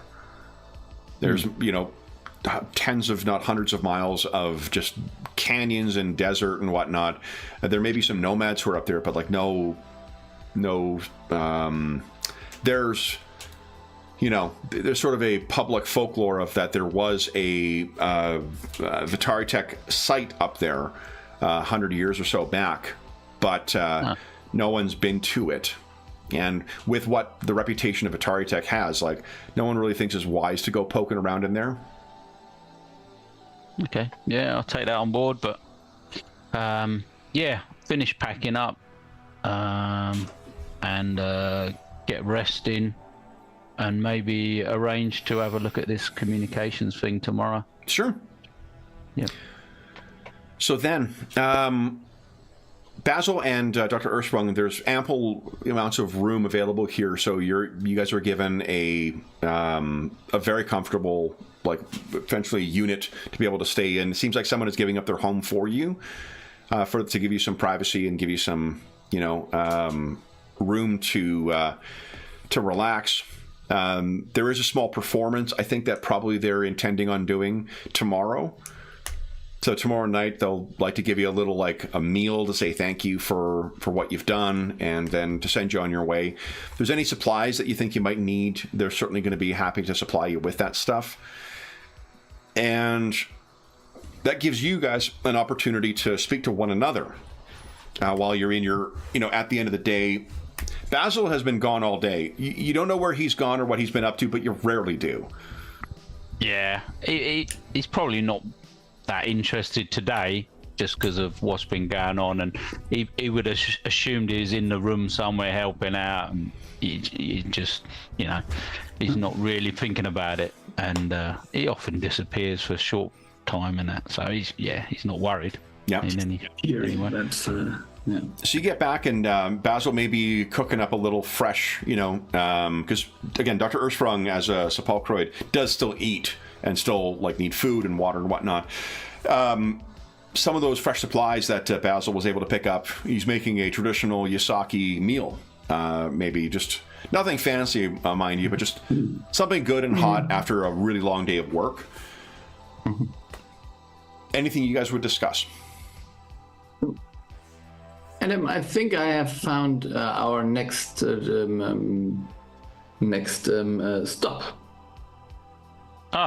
Is it on our schedule? I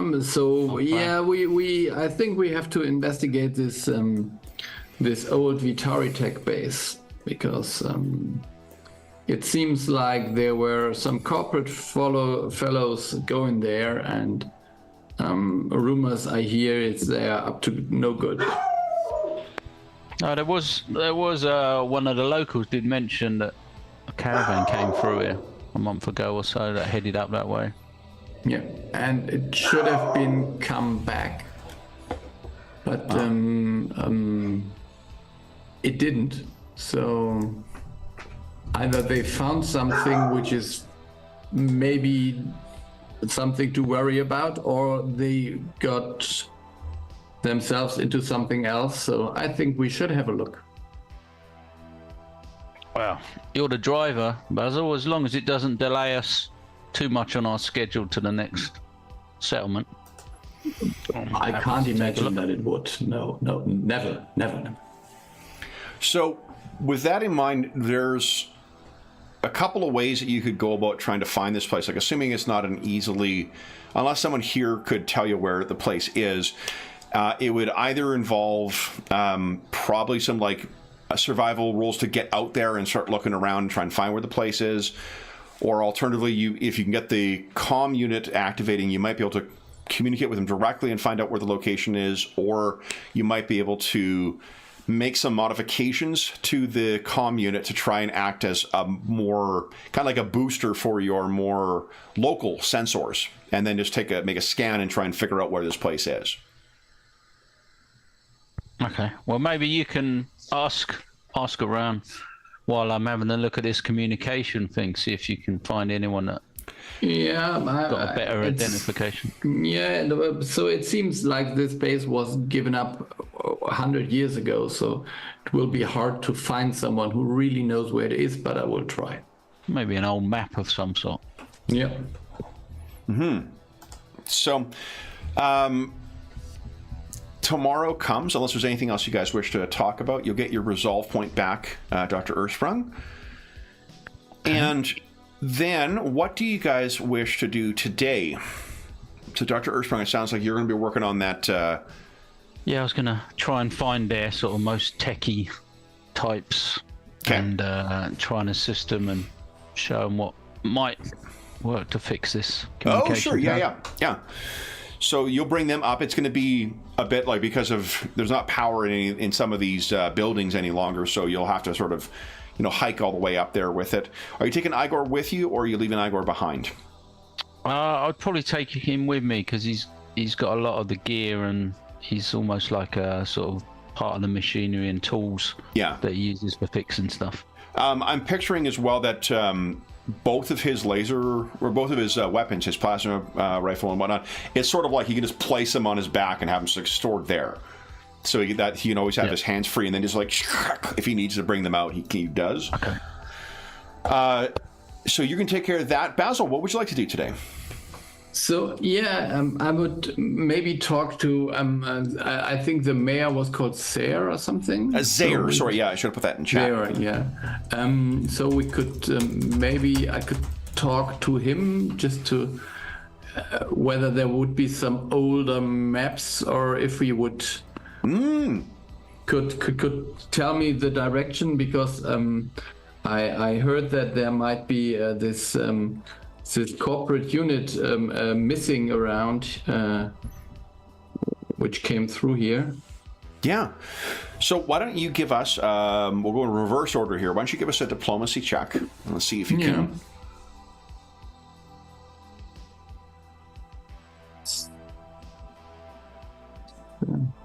I should have. So. There we go.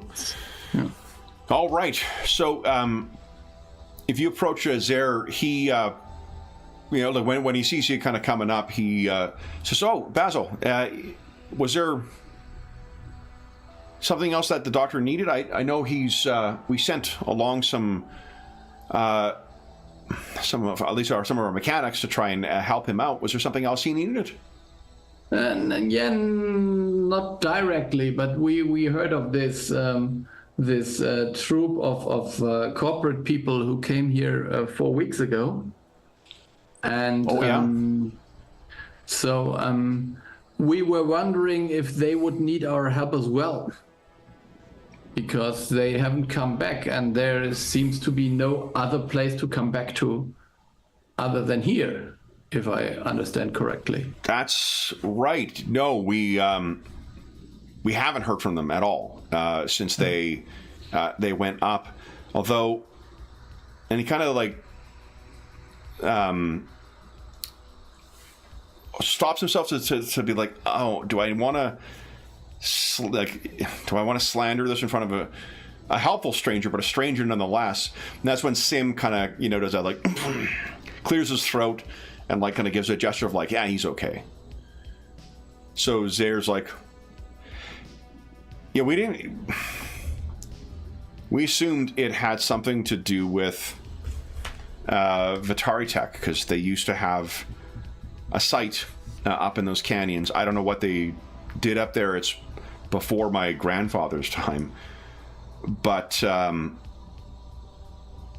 what we've heard is that for whatever bad thing might be, setting aside whatever bad thing might be located in there for whatever they were doing, they and whoever followed after them tended to booby trap those places, and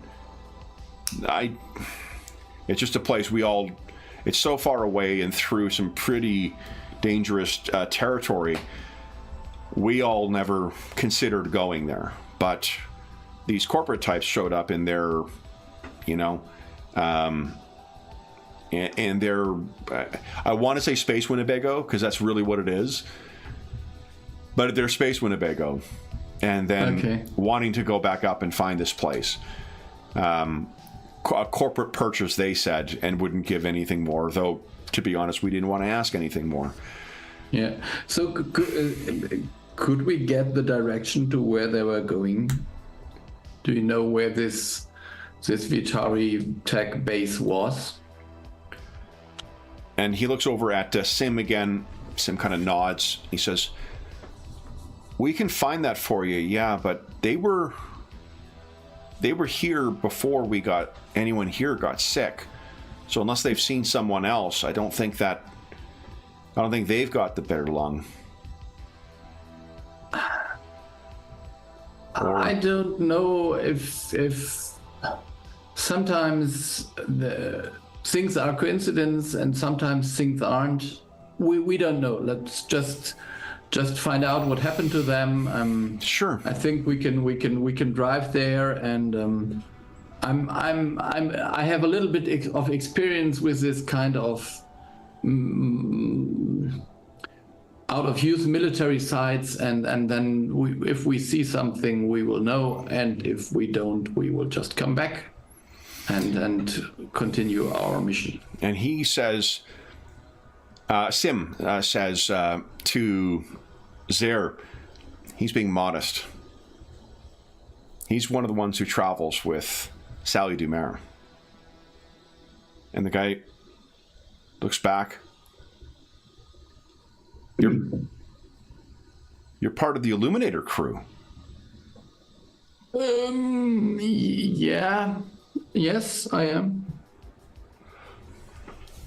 I see. And it seems as if like something has registered in his mind, like, oh. And he says, we'll get you that information.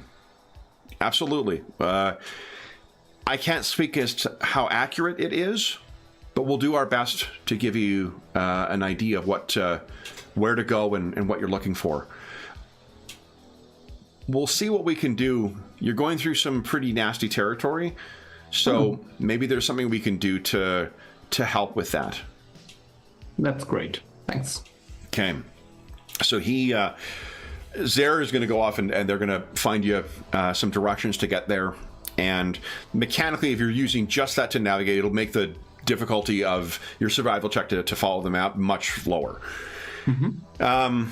Dr. Ersprung, you've made your way to the very top of this tower, and like the wind on Akiton is pretty intense at the best of times. Massive open areas where there's no wind break, so it just fucking howls across there. And then here you're so high up as well, so it is really something. You're beginning to feel like the call to not try and use a flying vehicle was probably a good one, because you can't imagine, although it is Basil, so he probably could fly in a hurricane. But in any event, you now have to repair this thing. So why don't you give us an engineering check? Okay. Let me see what your difficulty would be here. It's going to be more than that, I think. Ooh. You want to spend a resolve to re-roll that? Yeah, I will do. Okay. Look at that. So, you are able to... what you find is that... really what the nature of the damage is it's more a matter of, like, sending things out. There is a receiver in here that still has been working. It's just that all the components that would allow you to access it and allow you to transmit elsewhere, all that stuff is gone. And with a roll that good, you see that about a week or so ago, there's a message that actually came in and has been logged but not accessed. It is unfortunately a little corrupted because of the damage to the thing, but you could easily just route it through to your comms unit if you want to hear it. And, and to point out, because of your what do you call it, sepulchroid design, I think your comm unit is internal as well. Yeah, I mean, I would check it in case it's some sort of urgent message or something that they need to know about. It turns out, it's funny you mentioned that, it is an SOS message. And it is an SOS message from something called Site Delta 3. Site Delta 3. It is someone calling for help. Someone whose name is...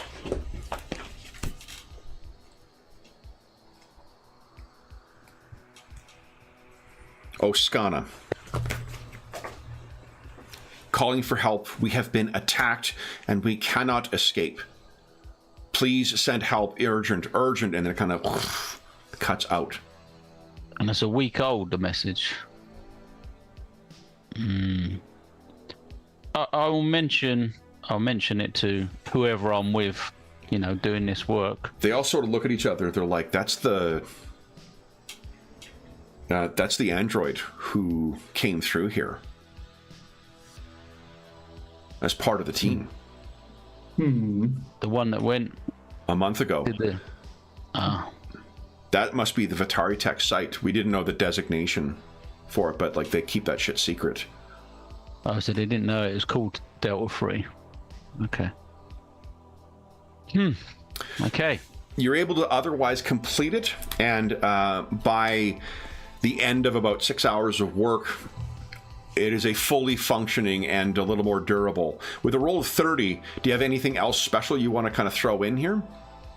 What I was going to suggest to them is some sort of like force field or something they can activate if there's like swarms of these beetle things that are coming around. Absolutely. That sort of electrocutes it, or it gives off something that sort of keeps them away from that particular part of the machinery. Yeah, like what I think, because the burner bugs really kind of feed on power, it's almost like an inverse of what you're going to do. Is just going to shut it down and then begin draining power.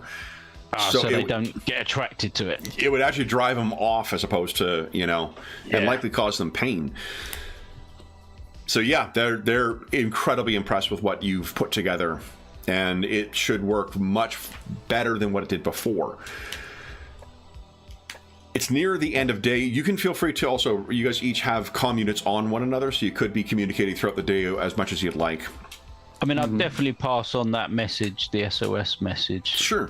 Basil, to tell him. So Basil, you're probably talking to one of the others. You know, it's later in the day. You've collected together a bunch of old maps and some information you've got, and you get this message from Dr. Ersprung. You play it and you hear exactly what we talked about. Okay. So, Adam, can you send a message back? Could we just try to reach them? I mean, I should be able to, you know, like an hour later or whatever, once we got the transmitting out, to see if there's any sort of response. Yeah. See if we Like can like touch something base. acknowledged yeah. to help us underway, just something like that. Yeah. Okay. You send the message back, and a couple hours go by, no reply. Yeah. Okay. You would have things, you're not obviously sitting by the radio at that point, but like you eventually there's a point where you'd realize like, okay, I don't think we're getting a reply here. Yeah, set up an alert to if we get a comms back. Yeah. Okay. Yeah. So could we just because we are so I mean, there must be some kind of relay system so we could get a message back to the Illuminator. I mean, not directly maybe, but some kind of just that's a good question. a telegram, something it's like one of the that. other things. So the there's two ways, like broadly speaking, that you would long range communicate in the Starfinder universe. One of them is using drift relays. Is you send messages, and it's very much like in the Traveler universe, where messages travel at the speed of ships. So getting a message out to near space would be like 2d6 days or however many days away. One exception to that is with mystics. Mystics who are of sufficient power can actually send like real-time messages across interstellar space. That's for long distance. Like if the Liberator, what do you call it? Illuminator. Yeah, Liberator. That was for Mo, because Mo is a big Blake 7 fan, so he always talked about Liberator when we were playing Starfinder. The Illuminator, if it is in system, then it's a matter of like at most hours once it's relayed out to the ship. If it's in orbit, it's almost instantaneous. Yeah, I would just send a message that we are going to this site because we might encounter difficulties there, and I don't know if there is no message from us within a week, then maybe we need help. Okay. So the standard message. That's yes. Okay. No, a good call. Yeah. And the, I think the Illuminator is traveling at the speed of plot at this point, so it'll arrive whenever you need it to. So, so when you finish up, there is going to be a very big celebration for you guys, but you certainly have time to debrief with one another and to talk about what you're going to do tomorrow. Yeah. Do we know what we're expecting then? It sounds like there's been trouble at this base, some sort of attack. So the only thing that is interesting is, so the locals say there is danger on the way. So I would expect that they could be a little bit more specific about the types of danger on the way, More of these pirate raider types? Yeah, or volcano or whatever kind of danger. They talked about booby traps, and I think that is something we might be used to or we could handle. But I don't know if there's some satellite-based laser system then we should know before.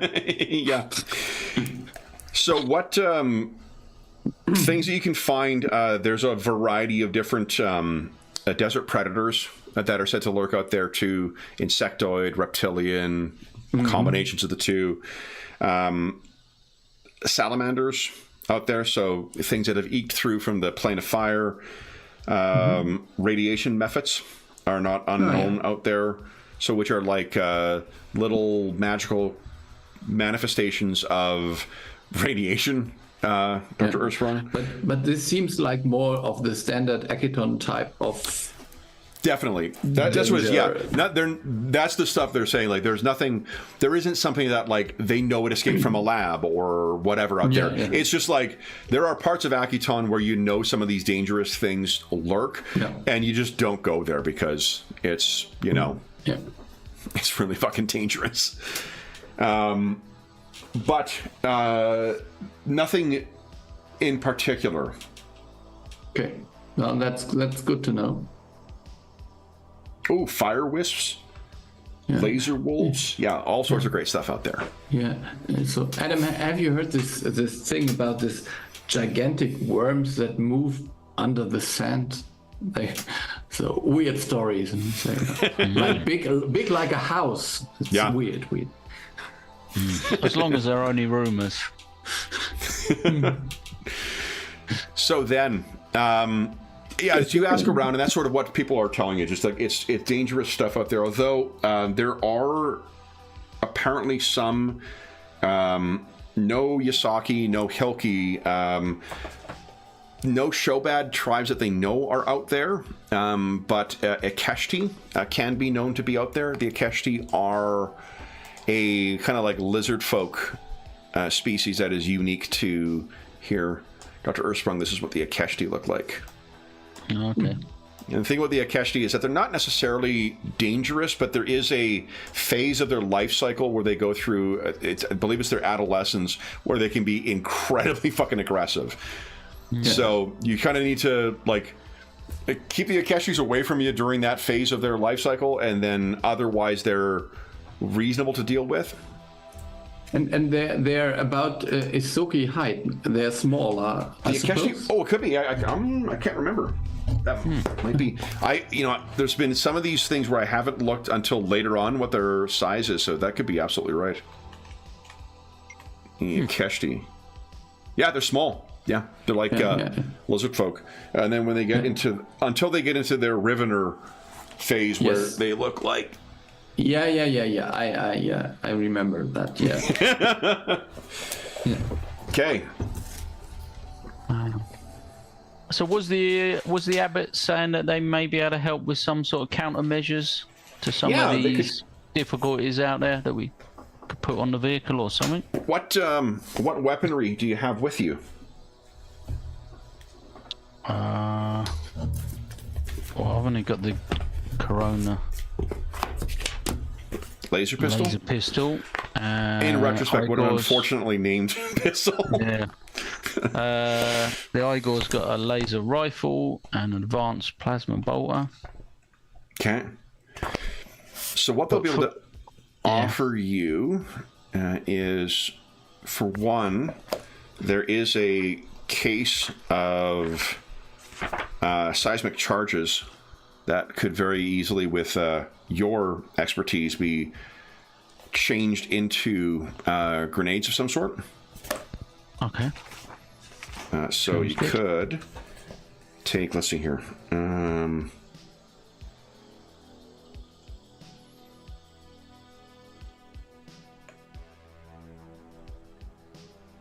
Yeah, you could convert them into frag grenades or shock grenades, I think.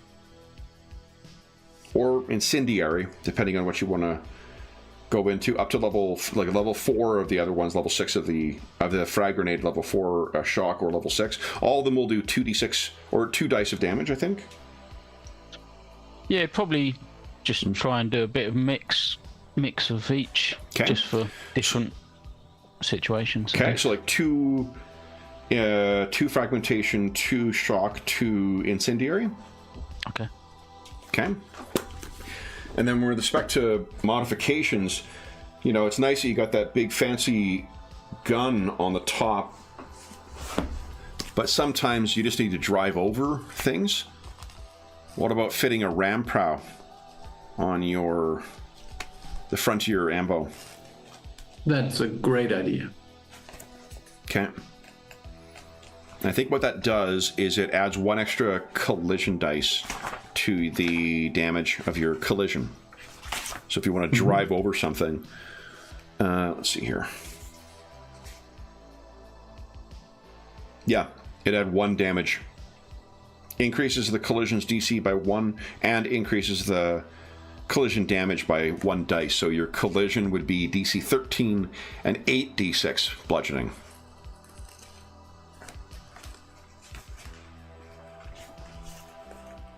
Anything else? No, I don't. Most of the time, we spend our time to needlessly prepare for things that we don't use. So. All right. So apart from the box of grenades and and a meal. Hold on. You're gonna get. I think it's in here. There is a benefit from having a nice big meal. Anything else you guys wish to do before departing. Don't think so. Okay. I mean, we could talk about, but no, I don't think that's just too much to do. No, we shouldn't. What do you think? Everything's fine.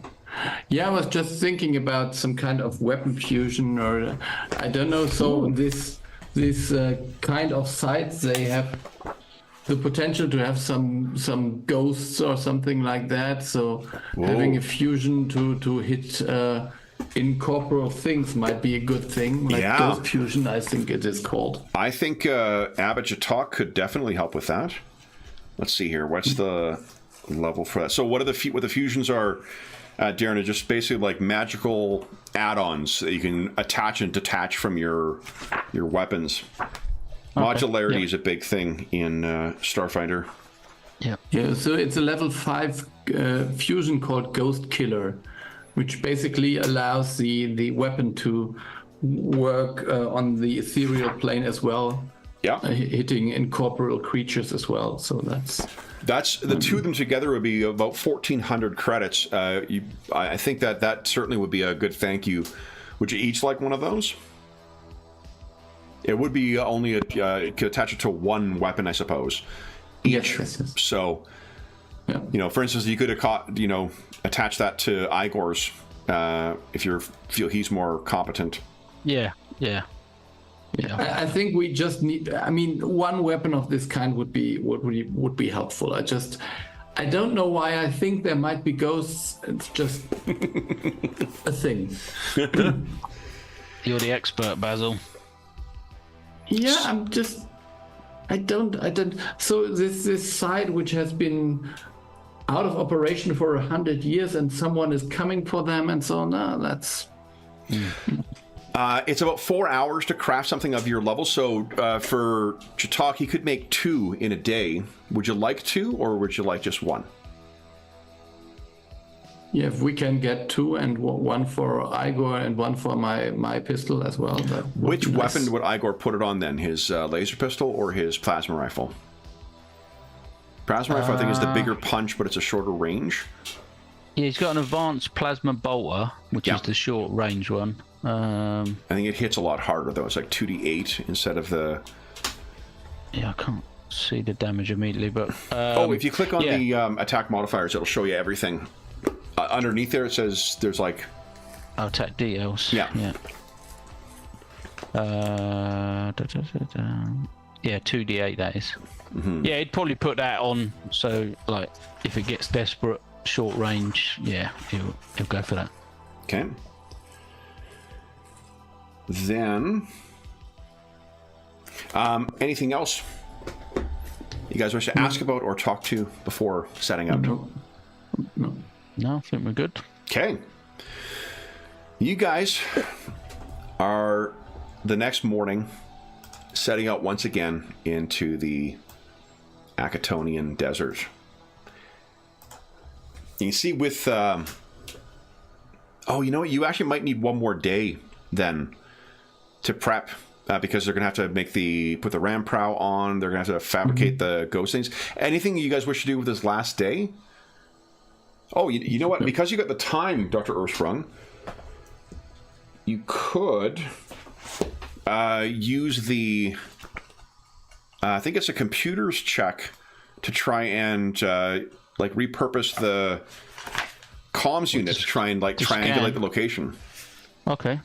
Can I do some of that from where the communication come from as well? Try and sort of... Yeah, I think that was exactly what Kevin said. Oh, okay, sorry. Yeah, sorry. I'm throwing out nonsense tech words. But we're both saying the exact same thing. You're using the comms unit to triangulate the thing. It's easily my favorite thing about running this kind of high sci-fi or superhero stuff is just making up nonsense science shit. Like, hey, let's just do this. Well, they do use triangulation on telephone masts now, so yeah. That is a good player who's taking the side of the game master. So, why don't you give us let's see here. Let me see what the DC is going to be for this. It'll be a computer's check. Okay. And the DC will be... Let's see here. It's actually me 27. Okay. Oh. Would you like to resolve that? Yep. Definitely you'd have another pool of resolve here. I've got to try again. No. Okay. So no, and what I will tell you is that the reason it was so hard, you did roll really well in that first one. The reason it's so hard is it doesn't seem like there's a transponder that it's communicating with. This one was able to receive a message still. Not a permanent sort of. Precisely, yeah. Whatever's out there, if it had any power or if it was functioning, it should at least be, you should be able to coordinate with that. But this, you're pinging a dead link, effectively. It's now gone down in some way. Yep. Okay. Okay. So Dr. Ersprung has been making his efforts to do that today. Basil, anything you wish to do today? No, I think Basil is everything is, he's ready. Just ready. Okay. Yeah. Then, I was going to tell you in Ports of Calls where they added the new downtime stuff in, which included benefits of a good meal. So you guys will be starting your day 3 days after arriving in Ridka. You're leaving.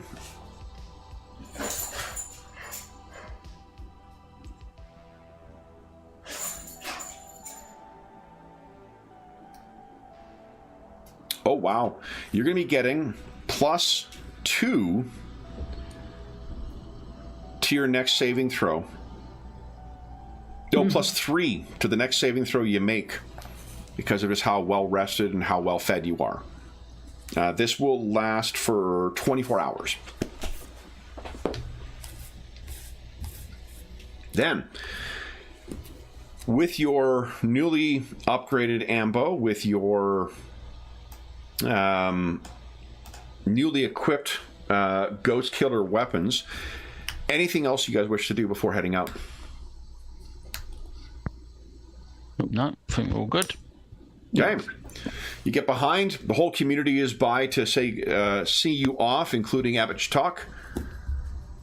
The spirit of Akiton watch over you. Yeah, thank you. And you fire this thing up. The gate goes up, and you howl out into the ruins of that area. Now, you have your map that you're going to be trying to make use of here. Basil, why don't you give us either of you trained in survival? Yes, I am. Hey, there we go. Why don't you give us a survival check? It'll be DC will be I think. Let's see. No, I'm sorry. I'm not trained. I just have. Sorry, I just. You just have a bonus. Better than me. Okay. I think you're probably better than me. Yeah. Okay, so you need not make a. Right book. You need a. You don't need to be trained in order to do this. You're not like following tracks or anything. You're just trying to follow the map. It'll be a DC 20. Okay, so let's see. Pretty close. You want to resolve that? Yeah, I think I should try. This one extra resolve, so let's use it. Yeah, right. There you go. So you're making great progress through here. Dr. Earthsprung, if you're our lookout as Basil is making his way driving this thing, would you give us a 1d20 roll, please? All right. So then, would you also give us a percentile roll, please?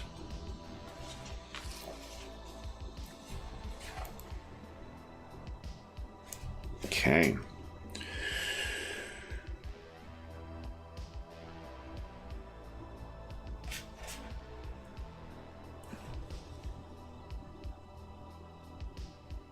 I imagine that you are taking breaks every now and then to catch so Basil can stretch his legs. Yeah.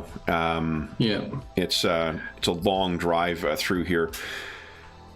And maybe, I mean, we have to be sure that we don't hit a mine or something. So, I mean. Yep. And I mean, there's sinkholes in here. There's the noise of this might shake some rocks loose or something like that. There's all sorts of nasty hazards to be found. It's during one of those breaks that I think Dr. Ersprung. Why don't you each give us a perception check? Actually, let's see who spots this, please. 20. And 16. So it's Dr. Ersprung.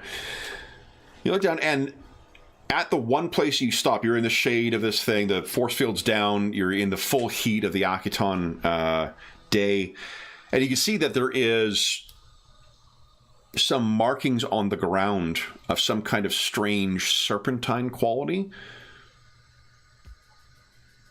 They're not, it's tough to tell how current they are, but they seem fresh to your eyes. You remember Golag has bragged about his days of hunting when he gained his things, and you're kind of wishing that he was here to identify this, but unfortunately you are not able to. But, if you're looking around, though, it does not seem anything is stalking you, but maybe tarrying here for too long would be... Maybe we cut short our break. Yeah, move on. This is, So it is about 6 hours into your travel when you guys come across... Oh, here we go. Let me show you. It is... There's that radiation dragon picture. I mean, I'm sure there's no radiation dragon here, don't worry.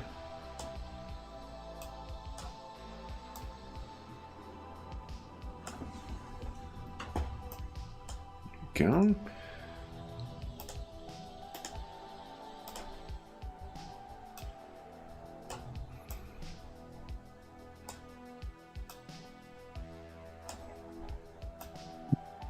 seems to be incorporeal. Here it is. Let's go. Oh, yeah. Now we'll get ready for your health bars to disappear once again. Yep. I don't know why he's doing that. That's so weird. And it's only on the player characters, too. Weird stuff. All right. So you spy this. There's no people in where you can see, but what you come around and you can see set into the side of the canyon about maybe a half mile ahead, a little more, is this fairly extensive looking base. From the pitting on the metal, from the wearing on the paint and whatnot, it's clear it's been exposed to the Akatonian environment for quite some time. There are no lights on anywhere. Some of these seem to have definitely fallen into disuse. What are you guys thinking? Is there any obvious signs? Like, is there anywhere that says Delta 3 or anything? Any sort of actual... No. Let's do this, though. Why don't you each give us a culture check, please? Okay. You could substitute engineering, I think, or you could substitute... yeah, that's probably... Oh, great. Nat 20 again. Dr. Ersprung, you don't know, but for some reason, maybe you're just familiar with this is perhaps the medical, components, the secret insidious medical experiments that Vitari Tech is said to have performed. You've looked into that shit at some point, and like this is very much like it's not identical, but it's absolutely the same type of design that Atari Tech would use for their secret, bases elsewhere on this. This is not a Hilke design. This is not a Yasaki design. This is the, yeah. Well, it certainly looks like the place, Basil. Yeah, I think so. I'm wondering whether we should drive closer or we should leave the car and walk. Because if it's a secret base, they're potentially already watching us. I don't think that this base is still manned. Even after the recent visitors? Yeah, I think they were busy with other things. Okay. But I think there might be traps out here that would target our vehicle, but wouldn't target maybe persons.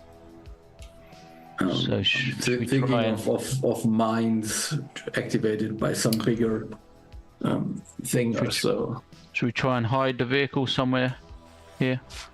Yeah, we could do that, or we could just. I could get out and try to secure a path so we could get closer. But I think this area might be trapped. Well, if we take to the sort of, the rough ground where the boulders are and things, where vehicles wouldn't be able to go, maybe that would be a safer path if we go on foot. Why don't you each give us a perception check? Let's see if there's anything. Might take longer, but. Oof. 28. 28. So Basil, you're looking down.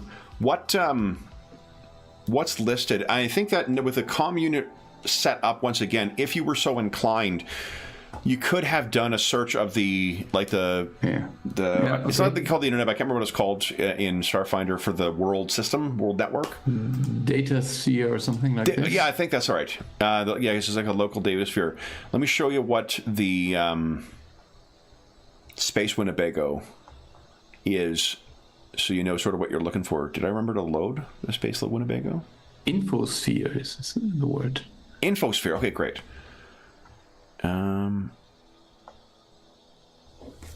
I didn't, but we got a minute or so. I'm going to quickly do that because it's a pretty great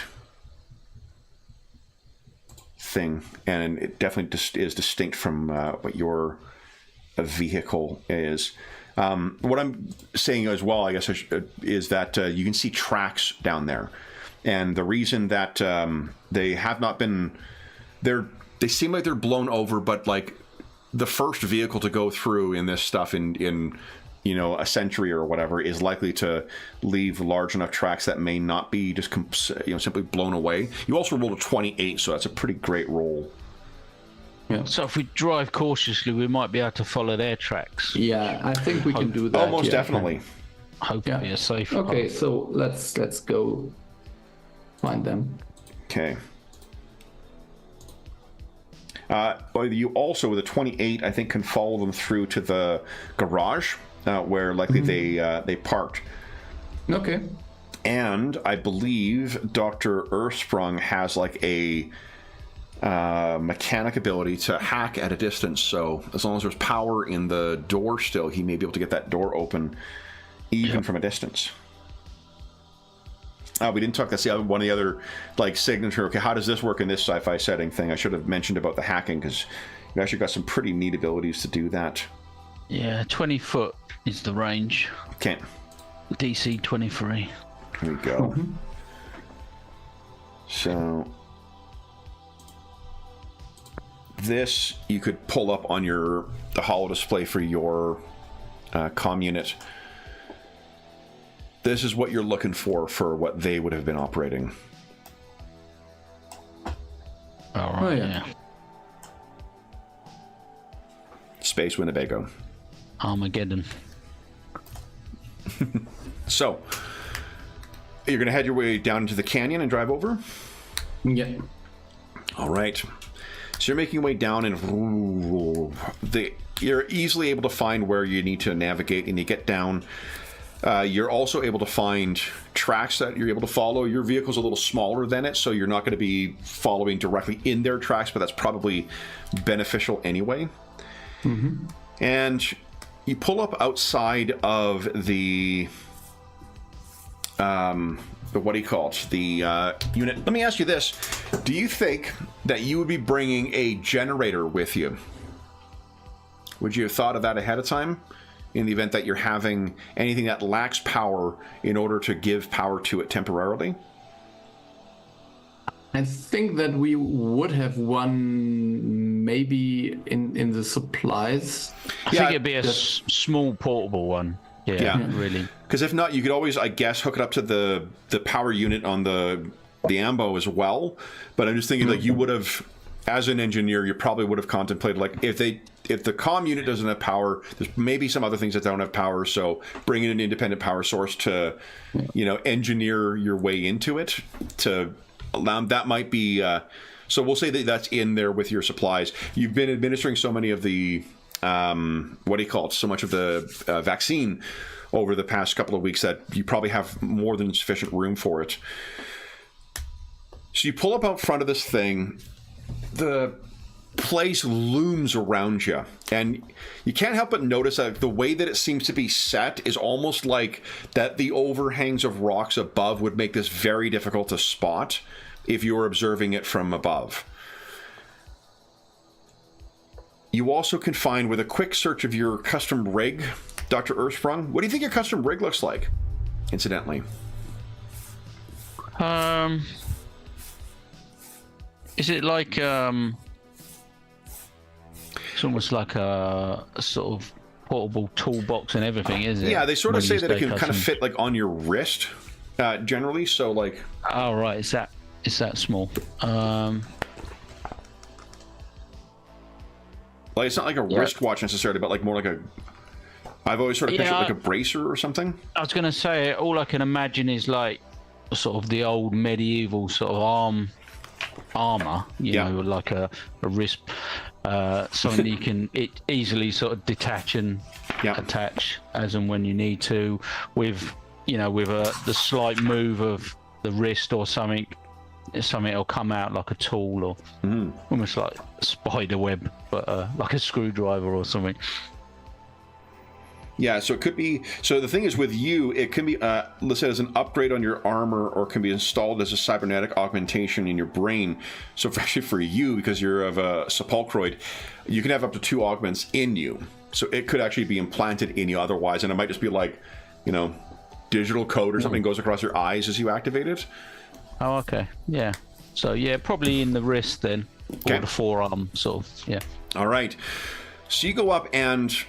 Unfortunately, while, much like you expected, there's no power to the door as well.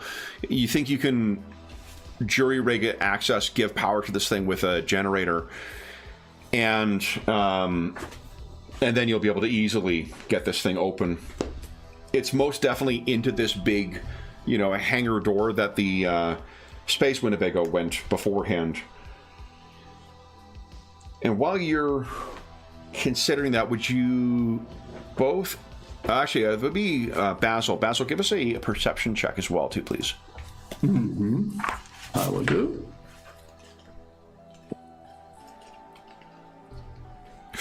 Oh, so the first thing you hear, Basil, as Dr. Earthsprung is inspecting the door and trying to figure out what's happening, you can hear first 1 or 2 stones kind of fall down behind you. And then there's a couple of more. And then you can see in the sandy soil that's in the base of this canyon, there are 2 furrows in the ground that seem to be moving in your direction. Damn it. With roll 27, you got enough time to do something before whatever it is going to reveal itself. What would you do? I'm picturing Dr. Earthsprung is only like, am I right in thinking you probably parked like, less than 10 feet away from the door, or less than 20 feet away from the door? Yeah. Yeah, I'll be just unloading the little power pack generator thing. Yeah. Try and get the door. I don't think it makes sense to shoot at that, so I would just try to jump on some kind of stone and say there's some under sand creatures coming. Beware. Okay. Would you have got it's your wherever you think you'd be? Would you have got out of the vehicle to go and walk over with Dr. Ursprung, or were you waiting in the vehicle to see? Yeah. Okay. No, I think I would be out of the So you see it over there, you're like, Doctor, we've got to get up, and that's I think when these things come up from the surface. Yeah. And these, I think there probably is different names that are given to these by the different species on here. But here's all you need to know, is that sphincter at the top of their body can shoot an acidic spray on you. Mm-hmm. They are about the size of an adult man, so probably like a very large dog or a very small horse. Yeah. They pop up and are skittering towards you, and I think that is where we're ending our session. So... For those listening at home, actually, before we get to those listening at home, a huge thank you to Darren and Ingolf for diving into the Stars of Paridar today. I really got on a Starfinder kick the last little while and had been joking about... not joking about, I made Starfinder versions of this stuff, so when we found ourselves down to only 2 people, I really appreciate you jumping in and giving a go to our Starfinder version of our heroes, so that was a lot of fucking fun. For those listening at home, thank you so much for joining us for our first part, I guess, of our Stars of Paridar war story, Mission of Mercy. As is always the case, if you have any comments, questions, or concerns regarding the adventure, the session, or the game we're playing, please don't hesitate to leave a comment in the comment section of the video, and I'll endeavor to reply in a timely fashion. There is also a link down below to the Dungeon Musings Discord server, where we have a channel dedicated to the Spires of Paridar campaign, the main campaign of this game. And you are more than welcome to join us over there. In addition to those, we have channels dedicated to most other games we run on the channel, most other campaigns we have, as well as like game discussion or GM discussion or finding a group or information about virtual tabletops. There's a really terrific community that's built up over the years over there, and you are more than welcome to join us. There's also a link down below to our friends at Noble Knight Games. Noble Knight Games is the preeminent unionized retailer of hard-to-find and out-of-print RPGs in North America. Not only do they have a great selection of new role-playing games, board games, and card games, they have an unmatched selection of hard-to-find and out-of-print RPGs. If they do not have something in stock that is listed in their extensive catalog, you can put it on a want list, and they'll send you an email when it comes in. If you make a purchase of $10 or more through their website, be sure to enter the code FALLMUSER, all caps, all one word. It's listed down below in the description of the video, and you'll save yourself 10% on your purchase. If you make a purchase, and if you're listening to this after January 15th, 2024, come back to one of our more recent videos and you'll get the updated discount code. There's also a link down below to something called Heroes Save Villages. That is a charity fundraising campaign we run on the channel. It benefits the SOS Children's Villages International charity, and all donations that go through that link go directly to SOS Children's Villages International. We have wrapped up our charity campaign for the year. Over the past year, the generous donors to that campaign have helped shape a year-long campaign by selecting all the elements of each of the 6 adventures we played, and we'll have more information about the new charity events in the new year, but for now I'll just say a huge thank you to all our generous donors and to the players who participated in that year-long campaign. The last thing I will say is, once again, a huge thank you to Ingolf and Darren for joining me back on Akiton, easily my favorite planet in the Starfinder setting, and arguably one of my favorite planets in any sci-fi setting. So thank you so much, guys. I had a shit ton of fun writing this and a shit ton of fun running it for you as well. So thank you. This is our last session in the Spires of Paridar campaign until the new year.